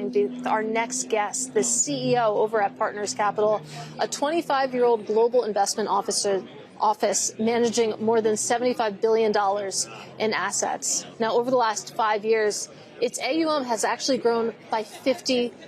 I'm pleased to say that Arjun Raghavan joins us now. Great to see you in person. Thank you for having me. So come into that conversation we were just having, because again, there are a lot of things that you could get worried about, you could get worked up about, but you take a look at the return right now when it comes to public equities. Even when you take a look at the bond market, the oil market, it feels like we've calmed down a little bit here. So when you take a look across asset classes, I mean, where are you seeing the opportunity, and how are you piecing together the different sentiments and catalysts driving these?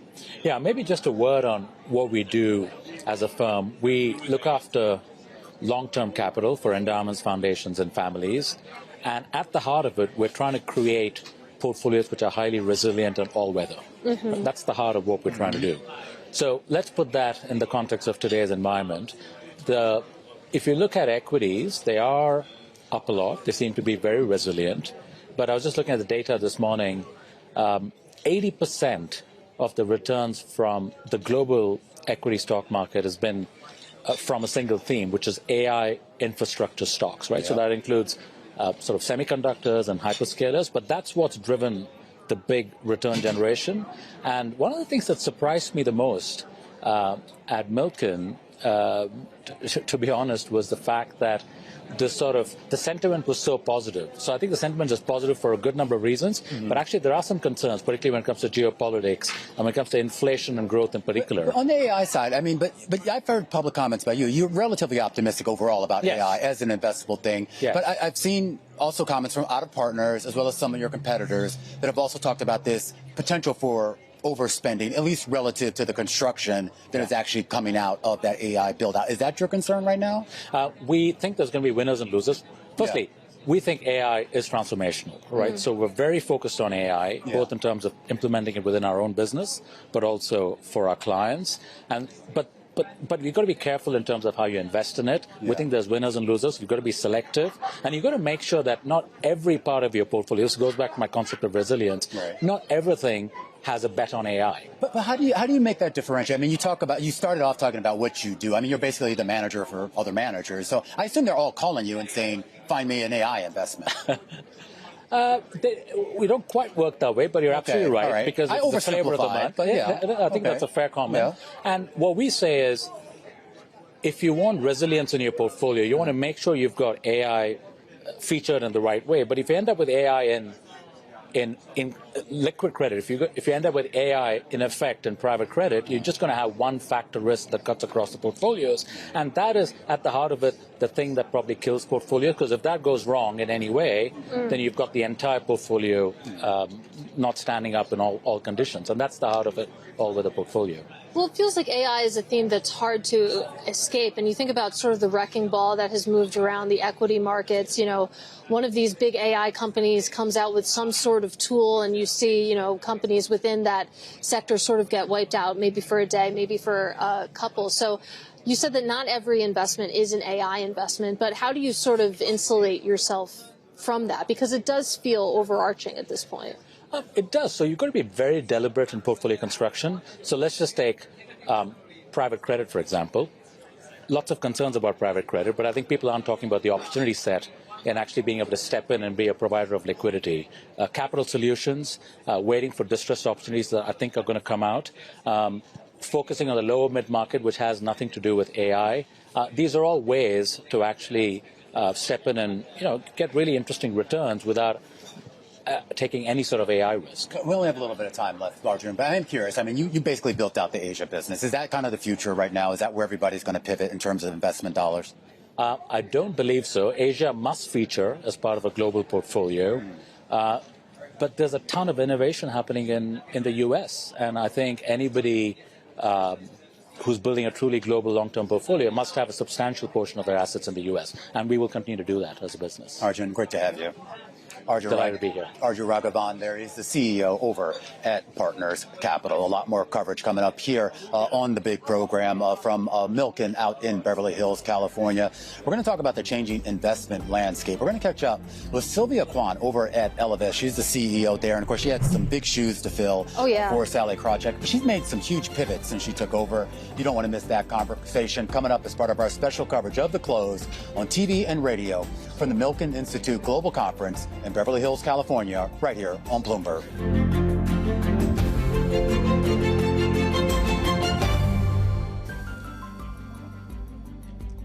Welcome back to special coverage of The Close, live from Milken on TV and radio. I'm pleased to say that joining us now is Sylvia Kwan. She is the CEO of Ellevest. It's an investment advisory firm focused on helping women, families, and the next generation build and manage wealth. Sylvia, great to have you with us. Great to be here. Thank you. So let's talk a little bit about that next generation, because, of course, Ellevest has been very vocal about the feminization of wealth, the idea that there is a big wealth transfer coming specifically into the hands of more women. And I wonder where we are on that sort of timeline and whether or not, you know, the investment community, whether or not the financial advisor community is prepared for that.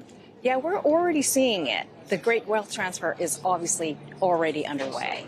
And I think when I think about the feminization of wealth, it's really describing not just the growing economic power of women. As you mentioned, women are coming into more wealth through the great wealth transfer, through divorce, through building more businesses, through climbing up the corporate ladder. But more importantly, it really describes how that growing economic power is going to create significant shifts in giving, in investing, in spending, which can have ripple effects through the economy. Mm-hmm. And so it's not just the growing economic power, but it's really the potential seismic shifts that we're going to see in the economy. And that's really the feminization of wealth. Well, I'm really interested in, you know, how basically the wealth management community shifts around that, particularly the financial advisor community. I mean, how can financial advisors sort of stay relevant in a world where you do have that wealth transfer and you do have more money coming into the hands of women? Yeah, so the financial industry, so it was really built, the models that we use in the financial industry were really built for careers and lives that are really more linear, that really reflect men's lives. So if you think about it, we all talk about accumulating wealth, growing wealth, retiring, drawing down wealth, and then giving away wealth. Women's lives, not so linear. They're more cyclical, they're non-linear. Women take more career breaks to care for children or for parents. They pivot their careers more often. And so what are priorities for a woman in their 20s will be very different in their 30s, 40s, and 50s. And those traditional kind of just single models aren't working so well. So women, what we found is, are really looking for life stage and career stage specific advice that really reflects their lived realities. I am curious as to how just the Ellevest approach to this, though, in terms of targeting, and particularly since you took over. I mean, you've been leading this company for a little over a year now. You got rid of the robo-advisor. I mean, your background was basically in kind of, robo-advice, for lack of a better phrase here. What's your goal here? I mean, I thought everyone was moving into more of a sort of a digital, agentic, sort of robo-style form of advisory. Well, because of the great wealth transfer, and what we found in our research is women don't feel as prepared. This may be the very first time that women have full agency and independence over their money, and they're not feeling prepared. So we feel as a firm we are very well positioned to help those women who are now coming into real wealth to manage and build it with intention.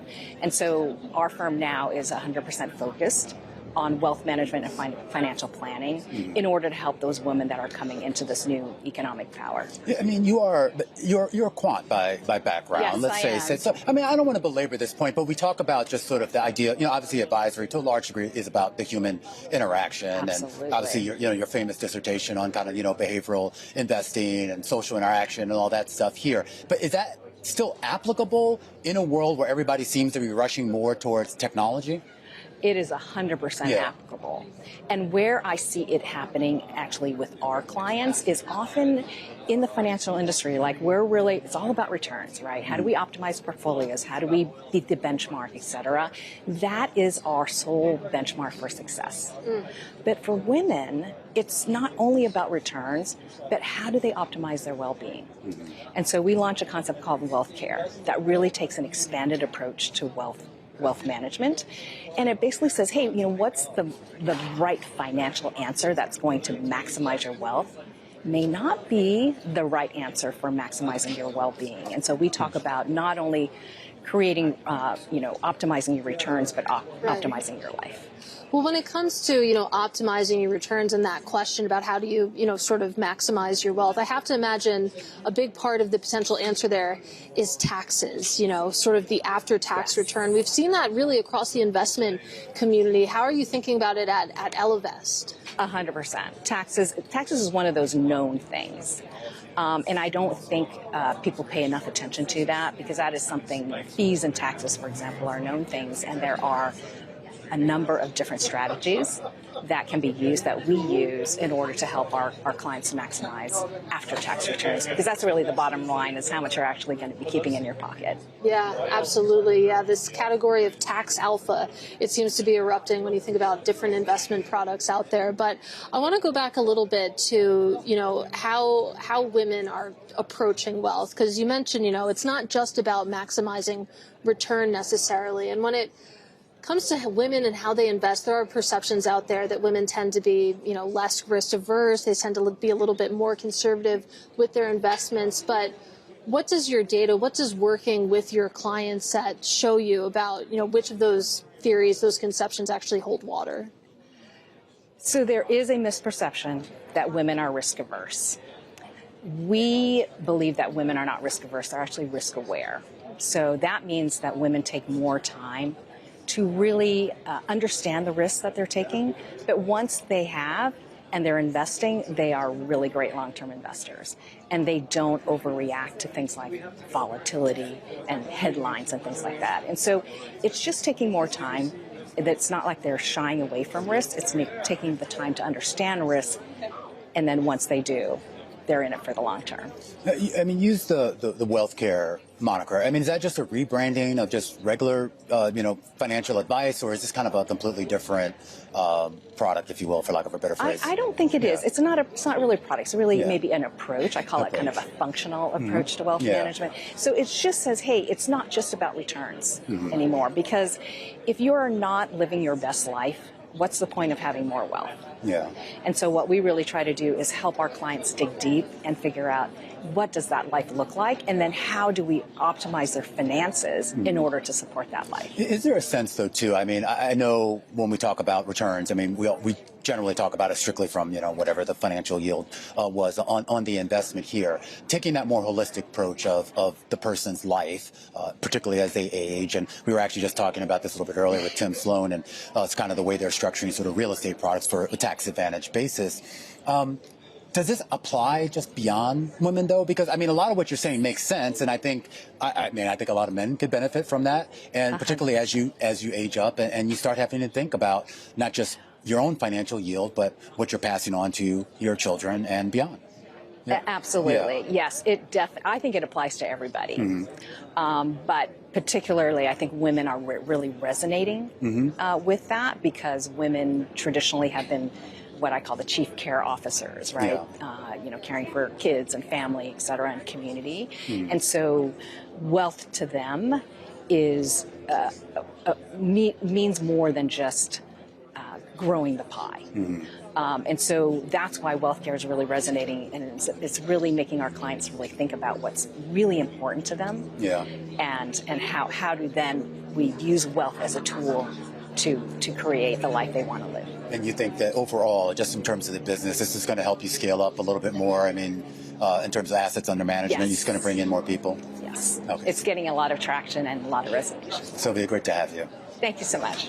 Sylvia Kwan there. She is the CEO and CIO over at Ellevest. With just about 5 minutes to the closing bells, Katie Greifeld, we are holding on to our gains for the day. It seems like this is the rinse and repeat every day. Whatever's going on in the Middle East, whatever concerns are going on about the economy, at least in public markets, we continue to move towards fresh record highs. Absolutely. You take a look at the S&P 500 right now, more than 300 names in the green. So clearly a broad-based rally. Also helps a little bit, I'm sure, that you have the bond market rallying as well, yields dropping, and a bit of a relief coming through when it comes to oil. Brent certainly down mightily on the day. Yeah, we talk about the oscillations we've seen in that space. I think we started the week here. It was on the upswing above $114 a barrel, now back down around 100 here on Brent crude. We have a lot more conversations coming up here as our special coverage from the Milken Institute Global Conference continues. Up ahead, we're going to talk to Dina and DiLorenzo over at Guggenheim Investments, and we're actually going to talk, I'm actually looking forward to this. We're going to talk music, the record business. Aaron Bay-Schuck, who runs Warner Brothers Records now, and he's got a lot of thoughts about the future of A&R and the future of AI. Yeah, and how it sort of interacts also the music industry with the world of social media. TikTok, definitely part of that conversation as well. I got to get on TikTok. Is that still around? It's okay. All right, our special coverage here continues from Beverly Hills. Stick with us. This is Bloomberg.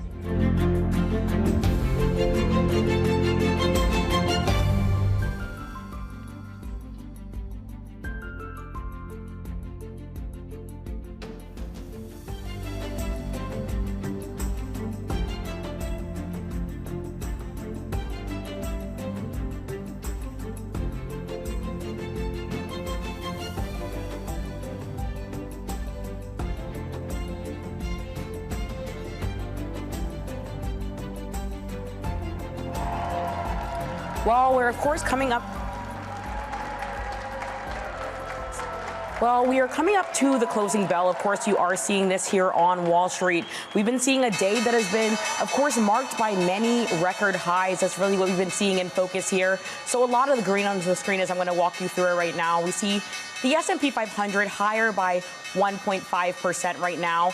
We do see the NASDAQ 100, that tech-heavy NASDAQ 100, higher by more than 2%. The blue-chip Dow Jones Industrial Average higher by 1.2%. This has really been a day, of course, where we did see many industrial stocks, information technology, really buoying the S&P 500 higher. Energy the worst performing sector in the S&P 500. But I also do want to take a look at some of those small caps because we, of course, have to keep the Russell 2000 in focus. The Russell 2000 higher by 1.5% on the day. So a lot of activity in this market. Of course, people still continue to keep their eyes on what's going on in the Middle East and any developments that we're seeing there. But of course, we still continue to parse through earnings here on the U.S. side. So there's a lot of activity in the market as people are still continuing to be a bit optimistic. Of course, taking a look at how the S&P 500 and the market has been doing so far this year to date, we are seeing the S&P 500 up about 7.6% so far this year. So investors really trying to figure out what makes sense in this market and exactly where they'd like to be.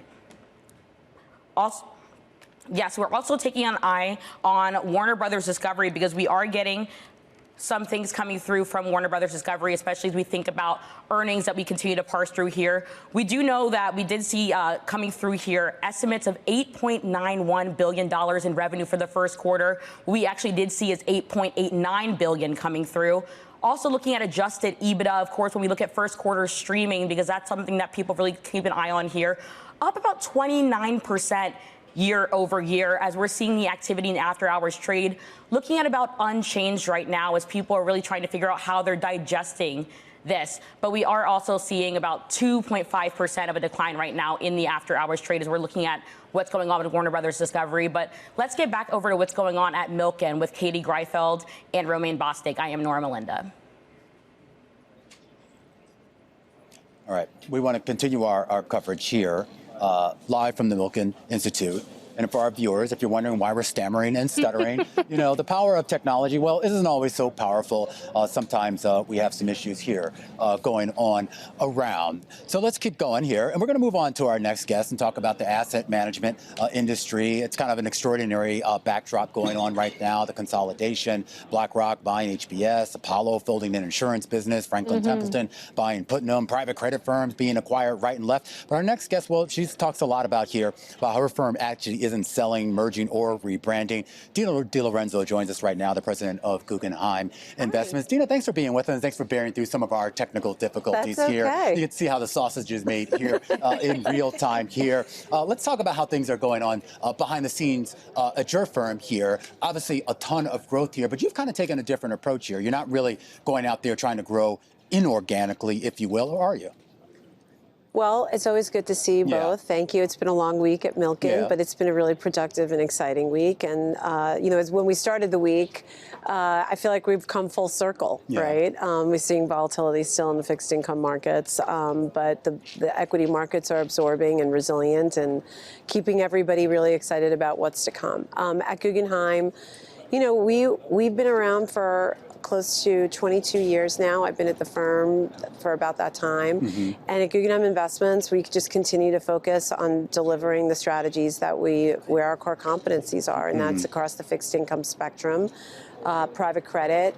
We've just recently, though, launched additional strategies under the private credit umbrella, asset-backed financing, and we're going to start offering some more vehicles and to get access to some of the more I would say, important strategies under private credit, like structured credit. Well, I am curious about the asset-backed financing side. I mean, you've talked about this before and the opportunities there. How has that changed, say maybe a couple of years ago? Like if we were having this conversation 2 years ago versus today, what's changed? And I mean, what are clients actually asking for? I don't think it's more about what's changed. I think it's more about why it's important, right? And to put it simply, you know, there's three types of, you know, income is really important, right? So if you want to, and yield is really important when it comes to the income. So we look at it like private credit, structured credit, asset-backed financing, although they behave differently, right? They have that, they add a more resilient form of income stream. And the asset-backed financing, and to put it simply, as I was going to say, is it relies on cash versus the collateral of a company. So when investors, especially institutional investors, insurance companies, are looking at asset-backed financing, they're really focused on the cash flows and based on the hard assets. Well, that's where I wanted to go because, you know, we've heard a lot about asset-backed financing in the past couple of days. It seems like that's where a lot of folks are seeing opportunity here. And I want to talk a little bit about that demand and, you know, why it seems to be picking up right here. Is it because, you know, it speaks to a broader, more defensive stance that folks are taking? I mean, can you extrapolate it that far? It could be. I mean, I think when you're looking at, the like for example, we just launched land banking, right? That's one of the strategies under ABF. There's a huge demand for home builders. Home builders are basically looking to, leverage their balance sheets and be able to, leverage the existing demand out there. And there's a huge amount of demand for homes, right? So in order to build out and develop the land, you need to have a robust balance sheet. So why not bank the land with an institution and then draw down on that when you can, so that you can reserve your capital to build out the properties, right? I mean, these are types of strategies that the private sector is really looking to get invested in because, like I said, you can rely on the cash flow that they give off.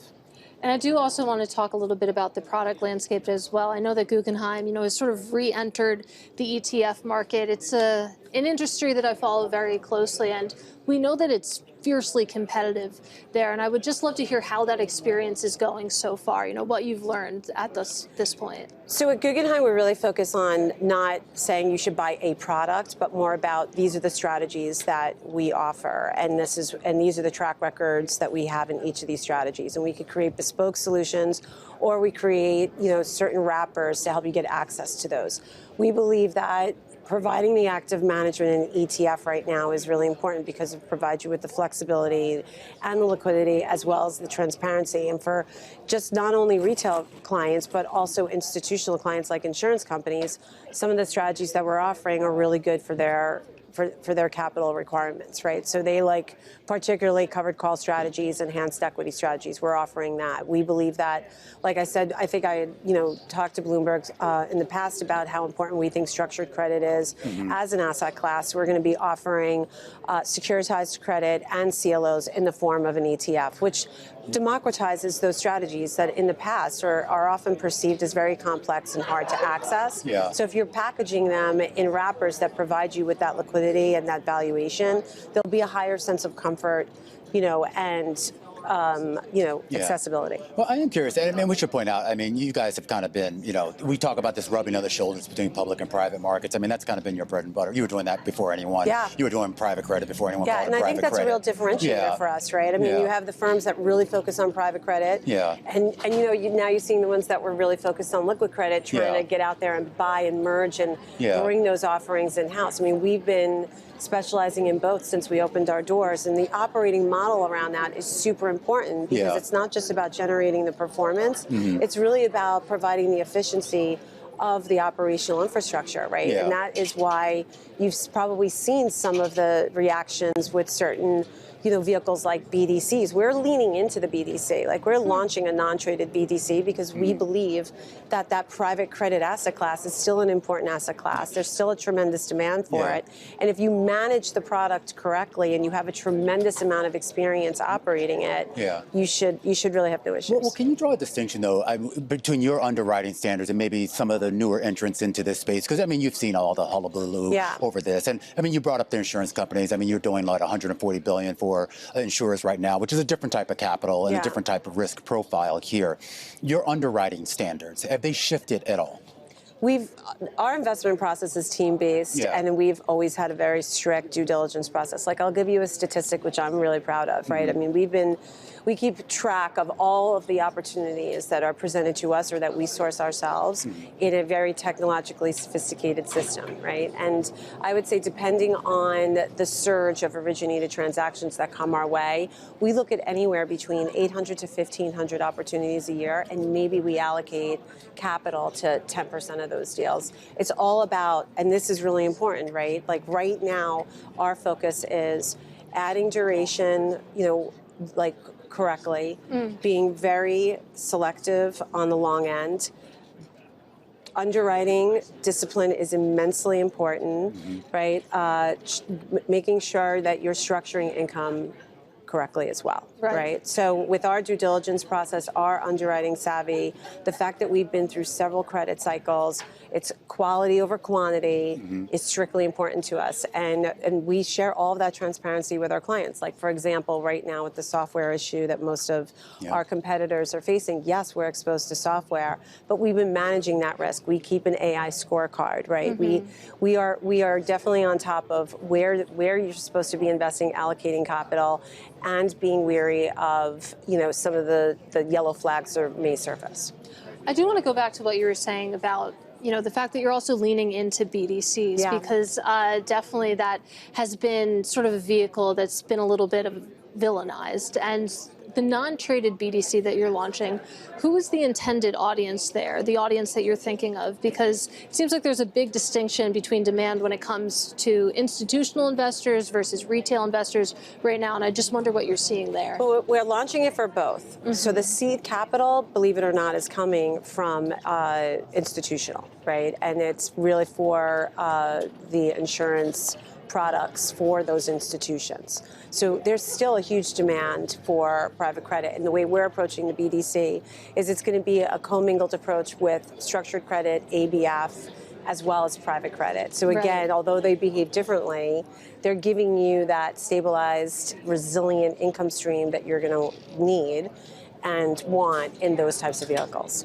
Interesting. And then I do also want to talk a little bit more about CLOs. You mentioned you launched a CLO ETF, and that really has been a hot spot over the past couple of years as you have these elevated rates. But the idea that they're coming down, you've seen that, sort of start to manifest itself in the form of outflows. And I wonder if that's a concern for you at Guggenheim, or is that just the way the market's? No, as a matter of fact, CLOs has been our bread and butter for a really long time, so much so that we've actually enhanced the team. We've just onboarded a team from that was previously at Blackstone. They joined back in the fourth quarter of 2025.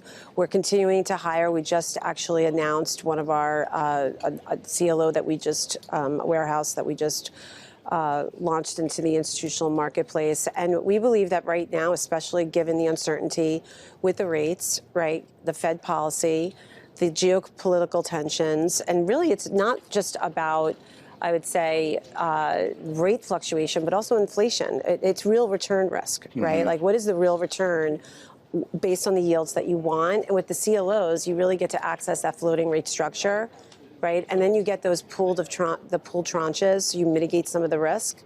Right? So CLOs, you could buy a CLO and be an equity partner, or you could just be a straight owner of the CLO. So educating our clients, providing that thought leadership, and now packaging those into a retail-like structure, I think is going to be really interesting and differentiate us from the Is your job harder now in this environment? Is your job hard? Yeah. I would say no. My job, I love my job, and mostly because I love the people I get to deal with, right? Yeah. Our clients have been our clients for a really long time.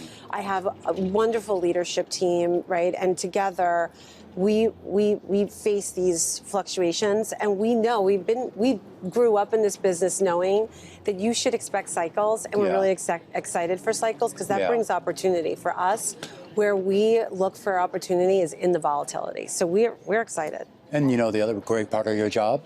What's hanging out with you? You get to talk to us. I know, but what we have to do? We have to start doing this early in Milken. I'm exhausted today. Yes. My get you on day gone. one next We're time. going to do day one. Yeah, there we go. Well, Dina, always appreciate it. Thank you. It's so good to see you both, and thanks again for having us and being a big supporter of Guggenheim. We really appreciate it. Yeah. That is Dina DiLorenzo. She is president of Guggenheim Investments and managing partner of Guggenheim Partners. This is The Close on Bloomberg.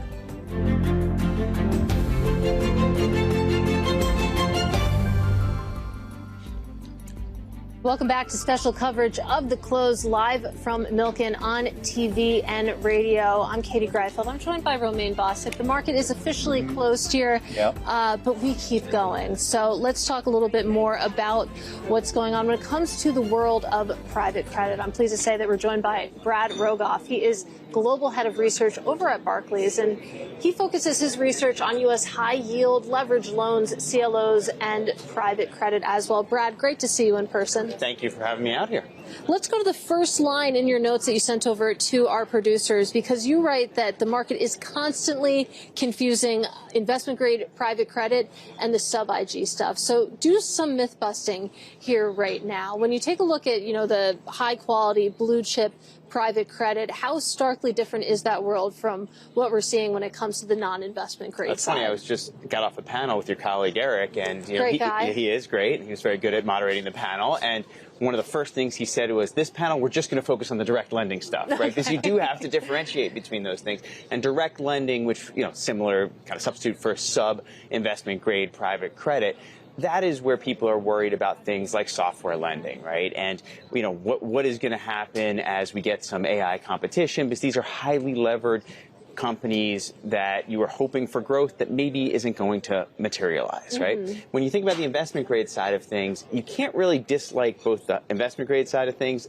and the sub-investment grade side of things for the same reason, because there you actually are seeing a lot of asset-backed finance, you're seeing a lot of securitized stuff that's backing, say, data centers, right? And so if you're worried about the software stuff, it's a little bit hard to then say, oh, I'm worried about the AI build as well, right? And so those are very different things between those two markets. And I think, people just say private credit and they throw everything in sometimes. Yeah, absolutely. So, okay, so you have to differentiate here between quality. Does what we're seeing when it comes to non-investment grade private credit, does that extend to the U.S. public high yield market, or what is going on there? How does that differentiate? There's a real difference, right? Yeah. And so the U.S. public high yield market is the highest quality, basically, that it's ever been. And, just put those in easy terms, the percentage of double Bs is amongst the highest it's ever been. It's a small percentage of triple Cs.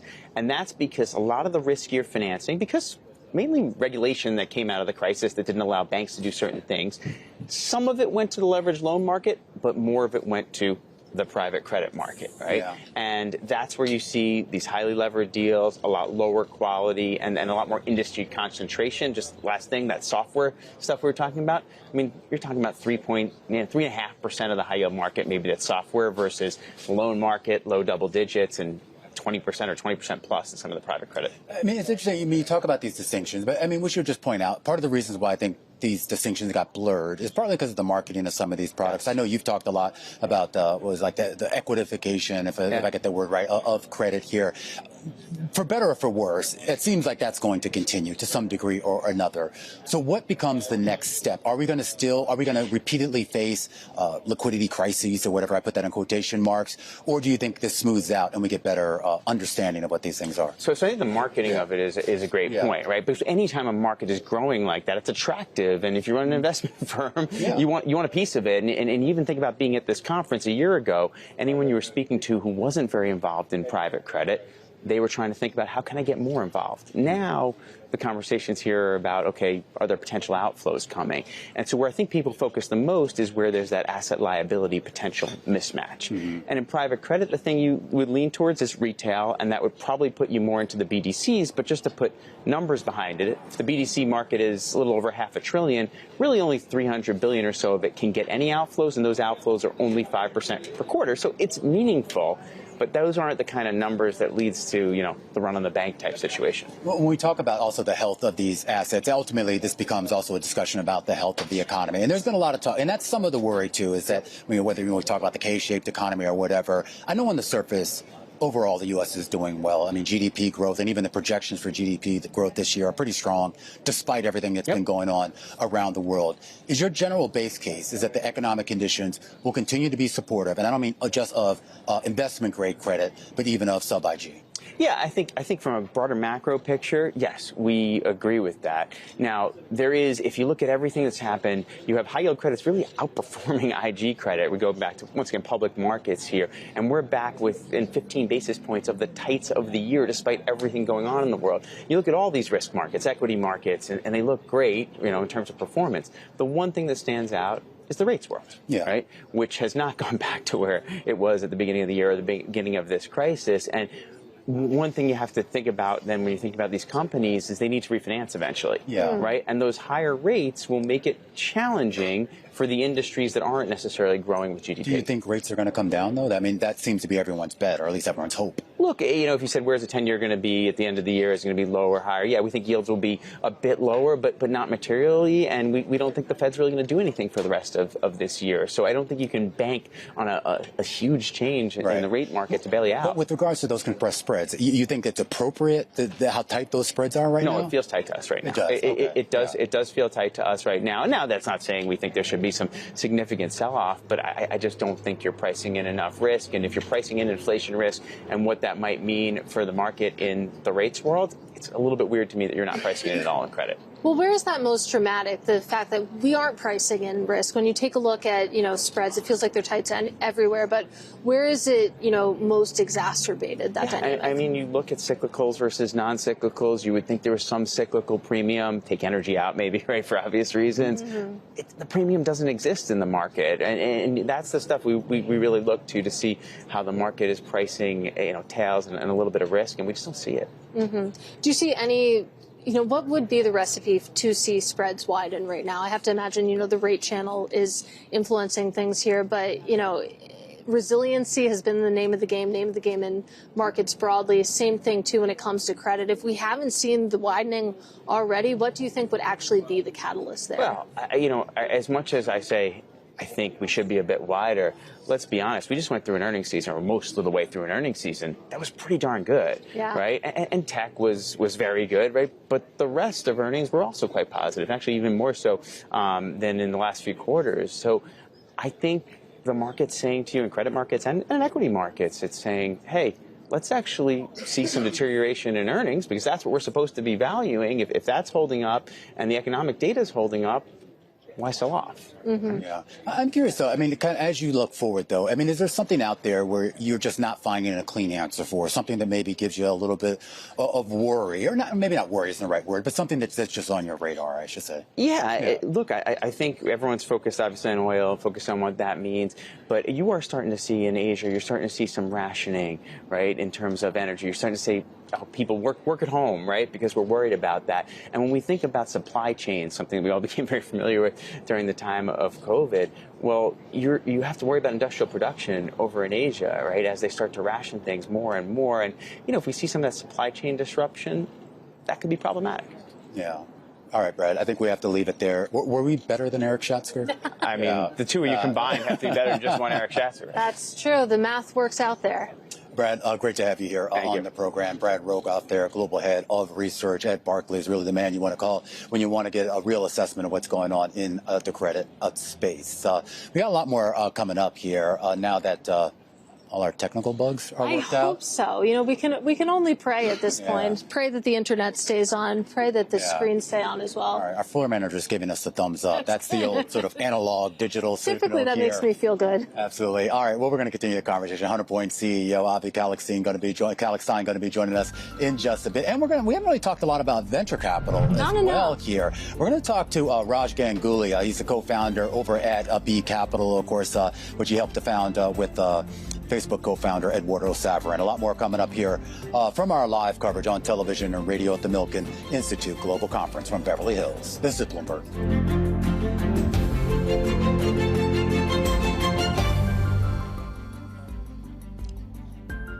Welcome back to our special coverage of The Close, live from Milken on TV and on radio. Now, Avi Kalichstein, he's spent over 25 years as an investor and a business builder in financial services. He has been engaged in over $9 billion of principal transactions, working for Goldman Sachs, for J.C. Flowers, and for Easterly before founding Hunter Point Capital, which serves alternative asset managers. I'm pleased to say that he joins us now. Avi, great to see you. Great to be here. Thanks. So we spent a lot of time at Milken talking about sort of what's going on in private credit, the state of play, the mood music, but talk to us a little bit about what's going on in private equity when it comes to the phase that we're in right now and, what you're hearing from your investors. Absolutely. So we've seen, we're entering really what I'd call an age of discernment, where there's plenty of LP capital interested in private equity, but it's really heading towards those managers that can do something special. They have either a special origination capability or special value added that they bring to the portfolio companies. And so when we see this bifurcation, it's tended to see the strong getting stronger and the weak are suffering more. I'll give you an example. We invested in a manager called L. Catterton, and they are specialists in building consumer brands and investing in consumer companies. They've been doing it for over 35 years. So they see everything. They have a better data set than just about anybody else. And they're really a category killer in this particular investment vehicle. Yeah, and certainly sort of manager selection, it's something we keep hearing is going to become more and more important. But I do want to go around the globe with you because we spend a lot of time obviously talking about U.S. markets, but I know that you have a particular international reach, and I know that in particular Japan is a big place for you. So talk us through what you're doing there, what you see specifically in Japan. Absolutely. So I think global reach is something that's earned for managers, and developing trust, it takes a really long time. We recently entered into a partnership with Sumitomo Mitsui Trust Bank, which is one of the largest gatekeepers in Japan. I think they manage or oversee about $1 trillion of assets from Japanese customers. And they're interested in helping to bring more alternative investment products to their Japanese customers, which is really great to see. And we want to try to help bring the GPs in our portfolio to Japan. And Japan is an incredibly difficult market to crack for cultural reasons, for language reasons, for the geographic barrier. So I think this can be a really important strategic partnership. It's good for us, of course, but I think it's going to be great for our GPs. But Japan has kind of become popping up on everyone's radar for a lot of reasons, obviously, with the potential, this long-term shift in interest rates, the shifts potentially in fiscal policy as well. You spent some time there earlier in your career here. Would you have been able to even do this 25 years ago, whenever you were there? So the joke is that this is sort of a 25-year overnight success. I did live there in the earlier part of the 2000s, but at that time, Japanese investors were so cautious about the growth in alternatives and the development alternatives that they really were just in a wait-and-see mode. And not to say that they're necessarily intrepid, but they've seen the success that others have had, and they now have a kind of more deliberate attitude toward making this happen for their own portfolios. I am curious just about the building out of your business, the growth of it, and particularly this sort of rotation we're starting to see. We've talked a lot about consolidation. One thing we haven't talked a lot about is just the number of talent, I guess, moving. A lot of people going from these mega banks and mega asset managers to now what are larger alternative asset managers. Is that something you think is a longer-term trend, or is it just kind of one-offs where people are just getting better pay packages and that? I think you are on to the secret of what's really going on with DPI, which is a realignment of the entire talent landscape. If you think about the predominant source of income for a lot of private equity people, it's their carried interest. It's the participation in the growth of the investments they make. And when that dries up or gets elongated, we've started to see more resumes from the big managers and actually from across the street, not necessarily who want to work at 100 Point, but who are interested in our ecosystem and are willing to make a change. So I think that's kind of the secret story of this DPI elongation. Well, definitely sort of a subplot in every conversation around talent right now has to be AI, because there is this narrative out there that AI is sort of replacing the entry-level jobs across industries, and that applies, to the investment industry as well. And I wonder, how you're using it over at Hunter Point, whether or not that narrative holds true for you in any sense. For boutique firms, for relatively small firms, I don't think it's going to have a huge impact on hiring. We, for example, are still hiring at the same pace we were before. But I think both at the junior level and at the senior level, I think AI is going to transform kind of our efficiency. I think it's going to make us better investors. I think it'll make us smarter. I think it'll make us faster. And I think it'll make us able to bid, for example, a little bit earlier. So when I ripple those kind of changes through our industry, I think it's going to make us better, faster, stronger. I don't know if it's going to mean the intake of new employees is going to change because we still do work in an apprentice model, and if we don't hire junior people, they can't learn how to be senior people. Avi, great to have you. Great to be here. Avi Kalichstein over at Hunter Point Capital. Of course, a conversation about what's going on in private markets. We do want to check in real quick back with public markets, which U.S. equities are closing out just about 35 minutes ago at a record high. And we talk about this situation with regards to how people sort of view the broader landscape out there. We did get a few earnings now. Look, these aren't going to move the markets. You look at, of course, what we're seeing there with Warner Brothers Discovery, what we're seeing with Snap, what we're seeing with Zillow, all lower on the back of the earnings that we just got out of them here. But again, this is still that bigger story, a bigger story that still is focused on big tech, a bigger story that is still focused. Can I say it again? Artificial intelligence. Yeah, I've heard of it. Yeah, we've been talking a lot about it.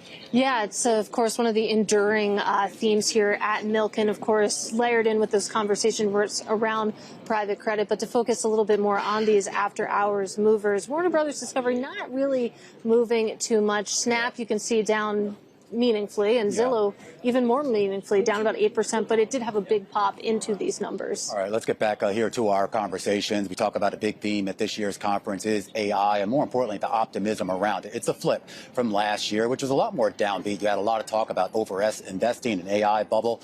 Well, Raj Ganguly, he's a co-CEO over at B Capital. This is the multi-stage venture firm that he launched with Facebook co-founder Eduardo Chabran about a decade ago. And while the actual enterprise adoption data still tells a messier story short-term, his long-term thesis is that we're in the early stages of a 15 to 20-year AI super cycle. Raj, great to see you. Great to see you. All right, let's talk about this super cycle. And we know super cycle is never just a linear line straight up. There's always going to be bumps and bruises here. But compare and contrast the mood with regards to what people are telling you here this year about their interest in artificial intelligence and the broader technology space relative to the last couple of years. I mean, I think one of the big changes from last year is you're really seeing AI in the enterprise. I think a lot of the talk this year has been about how do you make AI work in the enterprise? How do you get the plumbing that's required to really make AI work in enterprise? And the other conversation's just been about the amount of capital that is required to fund compute and fund these new AI native startups. With regards to the capital, though, I mean, there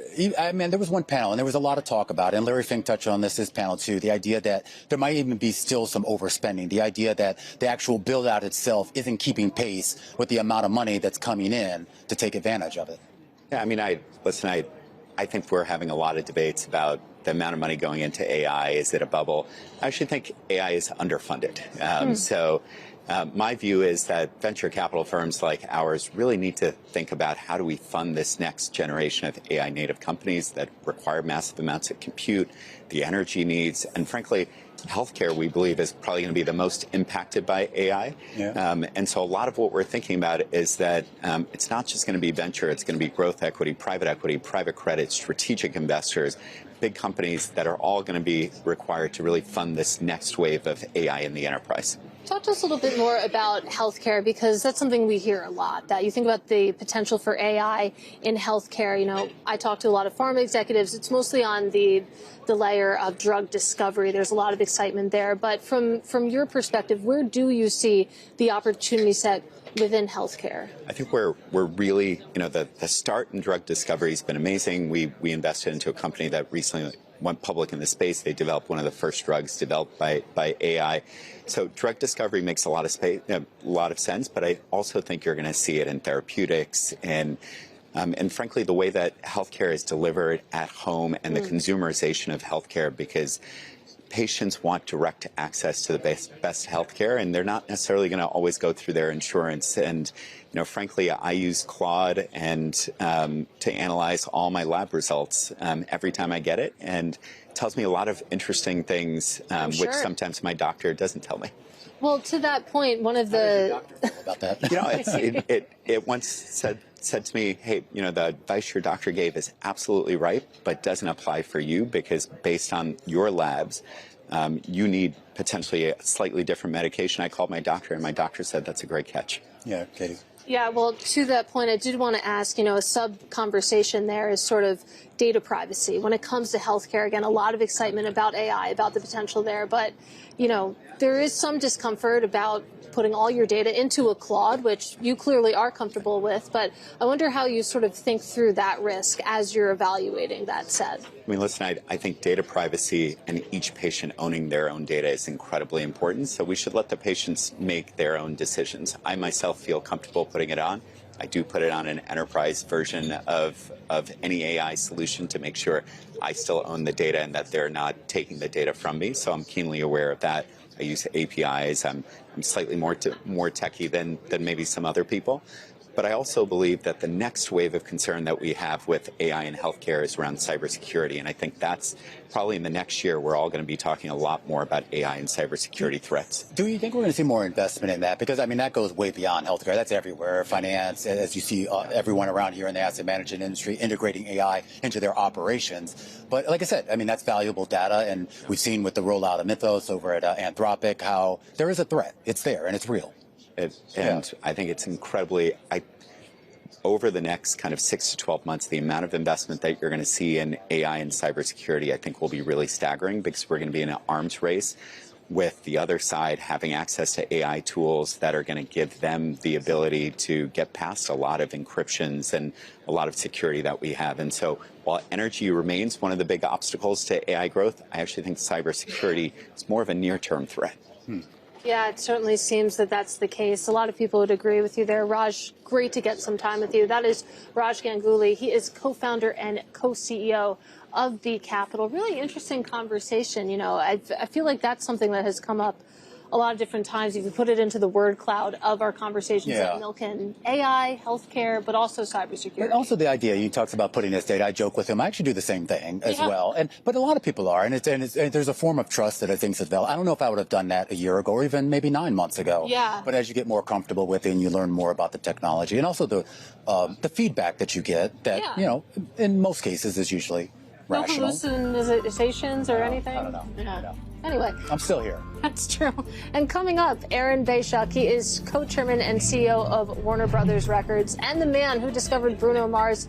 He's going to share his perspective on the state of the music industry, and AI came Bruno up there Mars. as well. That's Ed Sheeran. He'll come up. Did he discover him too? This is Bloomberg.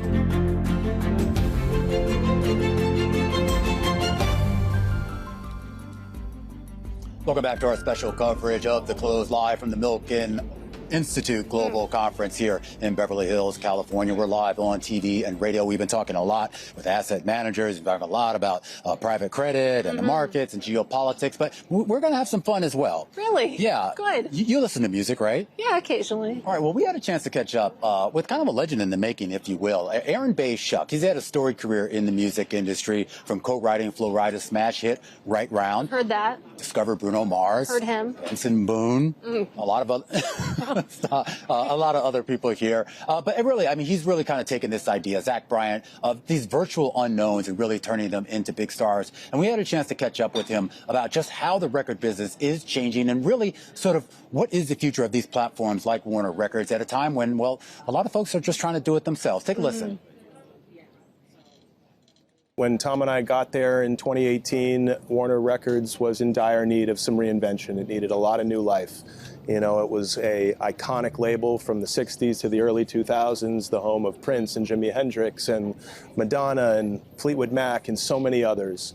But it had stopped being a place that invested in artists who wanted to really stand for something and be fearless. And it had gone through a ton of different leadership changes, all very capable people, but just never really given the time and space to maybe build a company in the vision that they might have had for it. And that was actually one of the important things for me when choosing to take this job, was making sure that we were going to have the runway to do it properly. Because we wanted to build a company that was going to be here for the long term, not something that might appear healthy for a few years and then end up back in the condition where we inherited it. And so one of the first things we did was to get rid of about 70% of the roster, which was never a fun or easy thing to do, but it was a necessary evil. We had to replenish our executive team, and we ultimately set on a mission to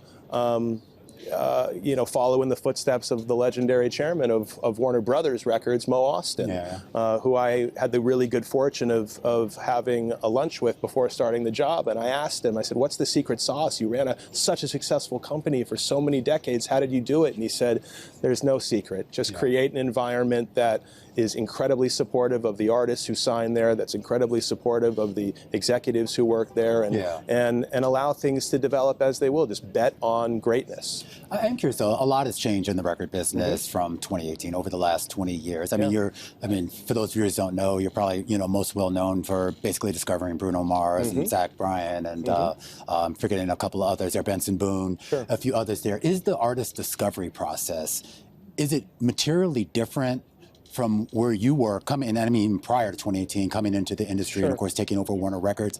Is it materially different now than what it's then? Yeah, I think so. I mean, there's just so much more data and analytics at our fingertips to help tell us where to be searching for the next great superstar. But you have to interpret that data in the right way. I'm not a believer that data will point you in the direction of the next Bruno Mars or the next Zach Bryan. I think it might help you find something that it might be a hit quickly or point you in the direction of some virality where you might find some quick momentum. But it's not a replacement for gut and instinct when it comes to really betting on generational talent, long-term artist propositions. And, the artist that you mentioned, that is really reflective of my approach. Like, I'm in this to work with artists and discover artists who are going to be here for decades. And so, to do that, you need to have real patience to wait for greatness and not settle for good. And you need to really get to know these artists and ask them the questions and look them eye to eye and get to know their teams to really know whether what the data is telling you is any more predictive than, something that might be an overnight success and then disappear the very next day. And so, data has always been there, right? It was just in different forms. I used to call mom and pop record stores early in my A&R career, asking what was flying off the shelves, or calling indie radio stations and saying, what have you added to your playlist that is unsigned? So data was always there. It's just, more readily available and very helpful. I just think it needs to be used to substantiate instincts rather than be the end-all, be-all of your decision-making process. What is the 2026 version of that process of calling that mom and pop record store? And I want to talk a little bit more explicitly about TikTok too, because, you think about how things get discovered. You have sounds that go viral that introduces artists to, new listeners who I'm not sure how else they would have found that. And I'm speaking a little bit from experience there. So how are you using that type of data in not just discovering new talent, but, figuring out what works? Yeah, look, TikTok is one of the primary areas where our data and research is going to lead us, right? We're looking at engagement, we're looking at creates, we're looking at views. The next level down is, if we're looking at a viral moment, for instance, on an artist who's been putting out music for a while, we're then the next layer underneath as well is the catalog lifting. Is there social growth across all of their different platforms? That's what starts to tell us that something's locking in beyond that virality, because frankly, a lot of the time, virality is not even showing us anything that has to do with the artist. It might just be about a song or a portion of a song, or it might have more to do with the dance trend that's behind the song. But most of the time when I'm being fed information from my data and research team on the A&R side, it's pointing me into what traction they're seeing online, and most frequently we're talking about TikTok, but occasionally Reels or Shorts come into the conversation, but it's usually TikTok. Yeah, absolutely. And I think of artists that I've discovered on TikTok, as very much a millennial, not exactly the target audience. It's pretty amazing. But I also want to talk a bit about AI. It's something we talk about a lot on The Close. But when it comes to the discussion of AI in the creative industry, it can get a little bit heated. There's a lot of opinions there. And I wonder, how you're approaching it at Warner and, using it without sort of impeding that creative process. Sure. Well, look, one of the things I'm really proud of at Warner Music Group is we're really trying to lead the charge in figuring out what the proper alliances and partnerships are between AI companies and music companies. I believe a lot in tech and AI as long as it's in the service of creativity. And we've sort of got three principles with how we're approaching our relationship with AI, and this has been spearheaded by Robert Kinsel, our global chairman of Warner Music Group, the parent company for the Warner Records Group. And that is to focus on three things. One, we won't do any partnerships with companies that aren't using trained, licensed, and ethical models, that the deals reflect the true value of music, so meaning our songwriters and artists are getting paid fairly. And then lastly, giving them the option to either opt in or opt out, with their name and likeness and voice and everything that these models are going to be needing to train off of, And so I could go deeper and tell you examples of how we use AI to enhance our A&R process or how certain artists are using the tool. But, I think, again, everything needs to be done in the service of creativity. I'm not a big fan of streaming services being flooded with completely AI-generated music. I think that's makes it very difficult for a lot of artists that deserve to be heard. It's finding it, making it more difficult for them to be discovered.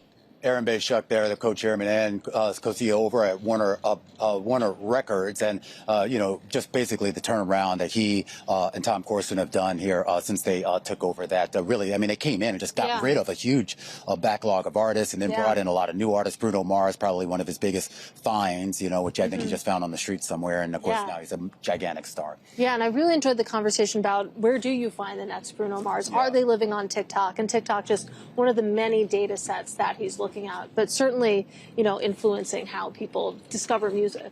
This was your first Milken conference. We're wrapping up day 3 here. A lot of people are starting to go home. Katie, it was a wonderful 3 days, but we are not actually going home just yet. We decided we're going to stay in Los Angeles for a little bit longer, but we're not going on vacation. No, we're actually going to Double Line headquarters. Really looking forward to all of our programming tomorrow. Of course, it's going to include an interview with a lot of their senior portfolio managers. Bill Campbell, Ken Shinoda, Jeffrey Sherman. Jeff Sherman, Rob Cohen? Yes.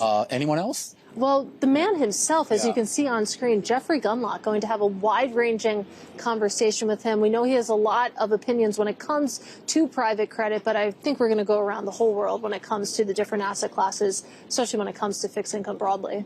Absolutely. We really hope that you join us for that, and that will be starting at 3 p.m. Eastern Time, 12 p.m. Pacific. Katie and I live from Double Line's headquarters here in Los Angeles. In the meantime, we really appreciate you joining us here for our special coverage on TV and radio of the Milken Institute Global Conference out here in Beverly Hills, California.